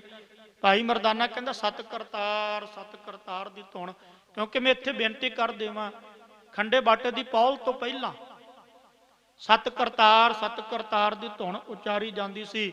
ਧੰਨ ਨਿਰੰਕਾਰ ਗੁਰੂ ਨਾਨਕ, ਧੰਨ ਨਿਰੰਕਾਰ ਗੁਰੂ ਨਾਨਕ, ਇਹ ਧੁਨ ਉਚਾਰੀ ਜਾਂਦੀ ਸੀ। ਖੰਡੇ ਬਾਟੇ ਦੀ ਪੌਲ ਤੋਂ ਬਾਅਦ ਜਦੋਂ ਪੰਜ ਪਿਆਰਿਆਂ ਨੂੰ ਸਤਿਗੁਰਾਂ ਨੇ ਖੰਡੇ ਬਾਟੇ ਦੀ ਪੌਲ ਦਿੱਤੀ, ਫਿਰ ਹੁਕਮ ਕੀਤਾ ਗੁਰੂ ਨਾਨਕ ਦੇਵ ਮਹਾਰਾਜ ਨੇ ਕਿ ਭਾਈ ਅੱਜ ਤੋਂ ਬਾਅਦ ਫਤਿਹ ਬੁਲਾਉਣੀ ਹੈ।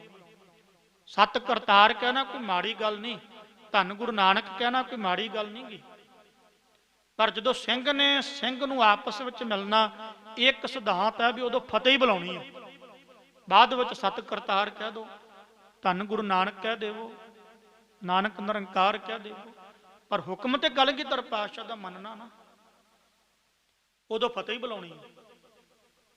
ਹੁਣ ਕੀ ਹੋਇਆ ਵੀ ਜਦੋਂ ਸਤ ਕਰਤਾਰ, ਭਾਈ ਮਰਦਾਨਾ ਕਹਿੰਦਾ ਜਦੋਂ ਮਿਲੋਗੇ ਸਤ ਕਰਤਾਰ ਕਹਿਣਾ, ਸਤ ਬਚਨ। ਜਦੋਂ ਦਰਸ਼ਨ ਕੀਤੇ ਜਾ ਕੇ ਇਹਨਾਂ ਨੇ, ਕਿਉਂਕਿ ਇਹ ਸਾਧੂਆਂ ਦਾ ਸੰਗੀ ਸੀਗਾ, ਭਾਈ ਝੰਡਾ ਵੀ ਭਾਈ ਇੰਦਰਸੈਨ ਵੀ ਸੰਗਤ ਕਰਦਾ ਹੁੰਦਾ ਸੀ, ਮਹਾਂਪੁਰਖਾਂ ਤਤ ਬਿੱਤ, ਜਾਨੀ ਸ਼ੁਭ ਗੁਣਾਂ ਵਾਲਾ ਕਹਿ ਲਓ, ਚੰਗੇ ਗੁਣ ਸੀਗੇ। ਹਜੂਰ ਦੇ ਚਰਨਾਂ ਤੇ ਆ ਕੇ ਮੱਥਾ ਟੇਕਿਆ, ਸਤ ਕਰਤਾਰ ਉਚਾਰਿਆ, ਦਰਸ਼ਨ ਕੀਤੇ, ਮਨ ਸ਼ਾਂਤ ਹੋਇਆ, ਠੰਡਾ ਹੋਇਆ। ਮਹਾਰਾਜ ਆਪ ਜੀ ਦੇ ਲਈ ਆ ਭੇਟਾ ਲੈ ਕੇ ਆਇਆ। ਮਹਾਰਾਜ ਕਹਿੰਦੇ ਅੱਛਾ, ਫਲ ਆਦਿਕ ਸੀ। ਮਹਾਰਾਜ ਕਹਿੰਦੇ 5 ਹਿੱਸਿਆਂ 'ਚ ਕਰ ਦਿਓ। ਮਹਾਰਾਜ ਉਹ ਕਿਵੇਂ? ਇੱਕ ਸਾਡਾ ਹਿੱਸਾ ਭਾਈ, ਇੱਕ ਭਾਈ ਮਰਦਾਨੇ ਦਾ, ਇੱਕ ਭਾਈ ਬਾਲੇ ਦਾ, 2 ਤੁਹਾਡੇ, ਵੰਡ ਛਕਣਾ, ਸਤ ਬਚਨ। ਮਹਾਰਾਜ ਕਹਿੰਦੇ 4 ਹਿੱਸੇ ਰੱਖ ਦੇ, ਇੱਕ ਹਿੱਸਾ ਭਾਈ ਮਰਦਾਨਿਆਂ ਤੂੰ ਛਕ ਲਾ। ਭਾਈ ਮਰਦਾਨੇ ਨੇ ਫਲ ਜੋ ਸੀਗਾ ਆਦਿਕ ਮੇਵੇ ਆਦਿਕ ਛਕ ਲਏ, ਪ੍ਰਸੰਨ ਹੋਇਆ।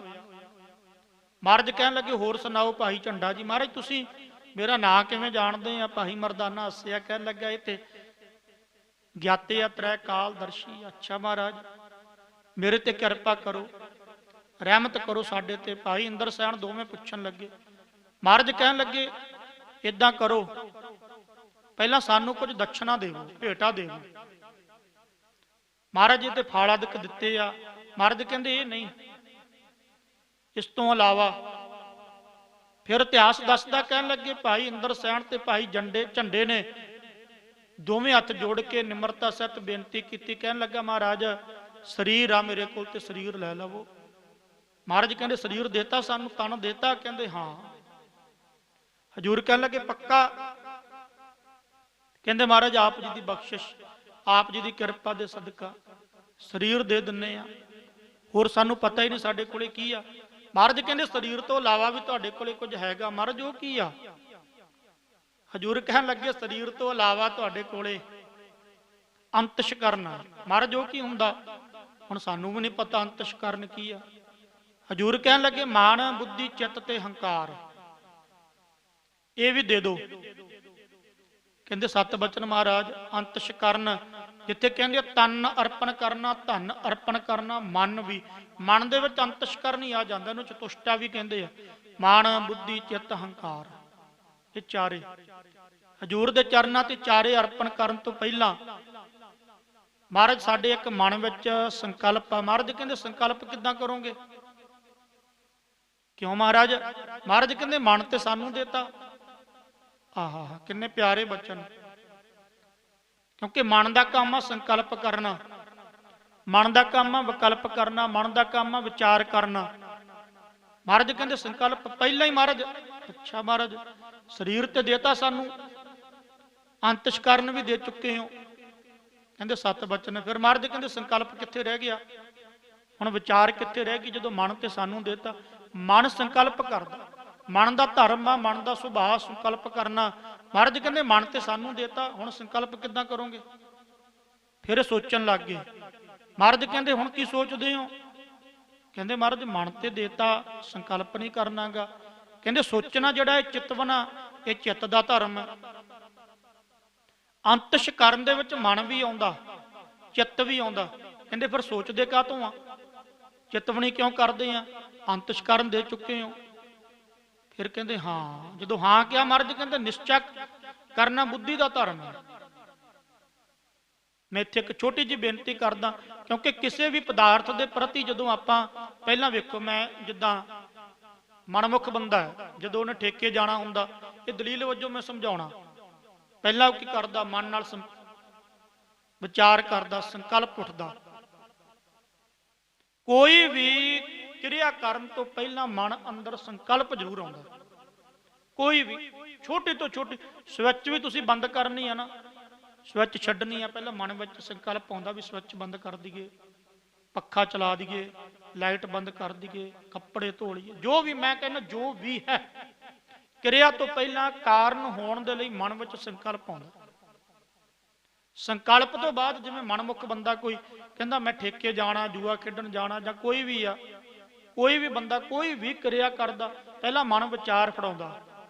ਮਨ ਨੇ ਵਿਚਾਰ ਫੜਾ ਦਿੱਤੀ, ਉਸ ਤੋਂ ਬਾਅਦ ਫਿਰ ਕਹਿੰਦਾ ਵੀ ਚਿਤਵਣੀ ਸ਼ੁਰੂ ਹੋ ਜਾਂਦੀ ਆ ਵੀ ਆਹ ਕੰਮ ਕਰਾਂ ਜਾਂ ਨਾ ਕਰਾਂ। ਫਿਰ ਕਹਿੰਦਾ ਹਾਂ ਯਾਰ ਕਰਦੇ ਆ, ਬੁੱਧੀ ਨਿਸ਼ਚਾ ਕਰ ਲੈਂਦੀ ਆ। ਨਿਸ਼ਚਾ ਤੋਂ ਬਾਅਦ ਜਦੋਂ ਬੁੱਧੀ ਨਿਸ਼ਚਾ ਕਰਦੀ ਆ, ਫਿਰ ਕਹਿੰਦਾ ਮੈਂ ਕਰਾਂਗਾ। ਹੰਕਾਰ ਕਹਿੰਦਾ ਮੈਂ ਕੀਤਾ। ਇਹ ਚਾਰ ਹਿੱਸੇ ਆ ਮਨ ਦੇ। ਵੈਸੇ ਤੇ ਬਹੁਤ ਬਿਰਤੀਆਂ ਬਹੁਤ ਨਿਕਲਦੀਆਂ, ਅੰਤੀ ਕੋਈ ਨਹੀਂ। ਸੋ ਇੱਧਰ ਮੈਂ ਨਾ ਜਾਵਾਂ। ਫਿਰ ਗੁਰੂ ਨਾਨਕ ਦੇਵ ਮਹਾਰਾਜ ਕਹਿਣ ਲੱਗੇ, ਕਹਿੰਦੇ ਅੱਛਾ ਮਨ ਤੇ ਦੇਤਾ, ਸੰਕਲਪ ਕਿੱਥੋਂ ਕਰੋਗੇ? ਚਿਤਵਣੀ ਕਰਨ ਲੱਗੇ। ਮਹਾਰਾਜ ਕਹਿੰਦੇ ਚਿੱਤ ਦਾ ਕੰਮ ਆ, ਧਰਮ ਆ ਚਿੱਤ ਦਾ, ਚਿਤਵਣੀ ਕਰਨੀ। ਕਾਹਦੀ ਚਿਤਵਣੀ ਕਰਦੇ ਹੋ? ਨਾਲ ਦੀ ਨਾਲ ਮਨ ਵਿੱਚ ਆਇਆ, ਕਹਿੰਦੇ ਹਾਂ। ਮਹਾਰਾਜ ਕਹਿਣ ਲੱਗੇ ਜਿਹੜਾ ਹਾਂ ਕਿਹਾ ਇਹ ਬੁੱਧੀ ਦਾ ਧਰਮ ਆ, ਨਿਸ਼ਚਾ ਕਰਨਾ। ਬੁੱਧੀ ਵੀ ਦੇਤੀ ਆ। ਫਿਰ ਕਹਿੰਦੇ ਅਸੀਂ ਤਾਂ ਕਰ ਦਿੱਤਾ, ਯਾਨੀ ਮਨ। ਮਹਾਰਾਜ ਕਹਿੰਦੇ ਆ ਗਿਆ ਨਾ ਹੰਕਾਰ ਵੀ ਅਸੀਂ ਗੁਰੂ ਦੇ ਹੋ ਗਏ। ਕਹਿੰਦੇ ਮਹਾਰਾਜ ਬਸ ਇੰਨੀ ਗੱਲ ਕਹਿਣ ਦੀ ਦੇਰ ਸੀ। ਮਨ ਤਨ ਦਾ ਮਹਾਰਾਜ ਦੀ ਬਖਸ਼ਿਸ਼ ਹੀ ਚਾਹੀਦੀ ਆ। ਐਸੀ ਦ੍ਰਿਸ਼ਟੀ ਕੀਤੀ, ਬ੍ਰਹਮਾਕਾਰ ਬਿਰਤੀ ਹੋ ਗਈ। ਨਾਲ ਦੀ ਨਾਲ ਸਮਾਧੀ ਲੱਗ ਗਈ। ਕੁਝ ਸਮੇਂ ਲਈ ਸਮਾਧੀ ਵਿੱਚ ਬੈਠੇ, ਨੇਤਰ ਖੋਲੇ, ਮਹਾਰਾਜ ਕਿਰਪਾ ਕਰਤੀ, ਕਪਾਟ ਖੋਲ ਦਿੱਤੇ। ਸੁਦਰਸੈਨ ਰਾਜੇ ਨੂੰ ਪਤਾ ਲੱਗਿਆ ਕਿ ਮੇਰੇ ਭਣੇਵੇਂ ਤੇ ਕਿਰਪਾ ਕੀਤੀ ਆ। ਸੁਦਰਸੈਨ ਕਾਫੀ ਭੇਟਾਵਾਂ ਲੈ ਕੇ ਹਜੂਰ ਦੇ ਚਰਨਾਂ ਚ ਆਇਆ, ਮੱਥਾ ਟੇਕਿਆ। ਮਹਾਰਾਜ ਕਹਿਣ ਲੱਗੇ ਸੁਦਰਸੈਨ ਤੇਰੇ ਰਾਜ ਦੇ ਵਿੱਚ ਸੰਤੋਖੀ ਧਰਮੀ ਬੰਦੇ ਦੋ ਆ ਇੱਥੇ। ਇੱਕ ਭਾਈ ਝੰਡਾ ਜੋ ਤਰਖਾਣ ਸੀਗਾ, ਤੇ ਇੱਕ ਭਾਈ ਇੰਦਰਸੈਨ, ਇਹ ਭਣੇਵਾ ਸੀ। कहता महाराज मेरे ते भी कृपा करो।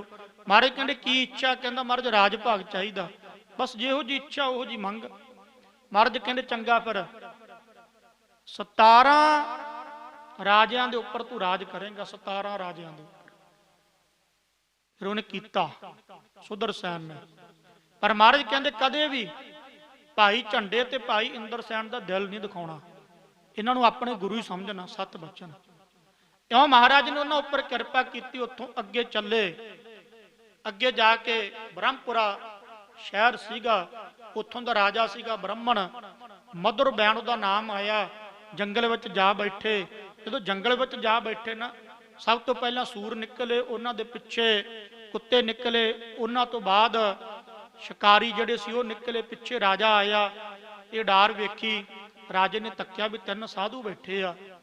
कोले आया, आके घोड़े तो उतर के हजूर दे दर्शन किए। महाराज तुसी कौन? भाई मरदाना कहन लगा गुरु नानक निरंकारी। इन्हें सुनदे ही कहन लग्या भी उही गुरु नानक निरंकारी आ, क्योंकि उन्हें पता लग गया सीगा भी जिहदे उपर सुदरसैन दे उपर और भाई झंडे दे उपर कृपा की। इन्हें महाराज के चरणों ते मत्था टेकिया, महाराज कृपा करो, मेरे ते रहमत करो, बख्शिश करो। महाराज कहन लगे राजन एक गल याद रख, सिमरन कर। महाराज काम बहुत होंगे, धंधे बहुत होंगे। हजूर कहन लगे काम कार करदा भी सिमरन करी। एक हजूर कहन लगे न्याय करी, न्याय धर्म वाला, अन्याय ना करी, दया पाली। 7 बचन हर वेले सिमरन करी, तुरदा फिरदा बहिंदा उठदा। इउं महाराज ने मधुर जिहड़ा सैन सी राजा उहदे उपर किरपा की। इस तो अगे हजूर वैसे तो नाम कई दैंतां दे आउंदे आ, पर इतिहास ज़्यादा थोड़ा जा, पर मैं सिर्फ संखेप विच बेनती करदा। देव सैन एक राजा आउंदा, उहदा भी उद्धार किया। कुछ दैंत आए आ, उन्हां दा उद्धार किया। इउं उद्धार करदे करदे एक कंवल नैन उहदा उद्धार किया। सतगुरां ने काफ़ी जिहड़े उत्थे राजे आए ना, छोटे छोटे पैरिਆਂ ਦੇ ਵਿੱਚ आए आ, नाम बाणी का उपदेश दे के दैंतां का उद्धार करते हुए सतगुरु महाराज चढ़दे वल तुरे फिरदे। इउं कह लो हुण गुरु नानक ने किन्नी दुनिया नूं तारिया भाई, ये तो गिनती नहीं की जानी। सारी धरती महाराज ने किरपा की। इत्थों तक सतगुरां ने किरपा की। हुण इत्थों अगे जिवें मक्के की तैयारी करनी आ, वो चलदा इतिहास आपां अगे रखांगे। गुरु किरपा करे। वाहिगुरू जी का खालसा, वाहिगुरू जी की फतेह।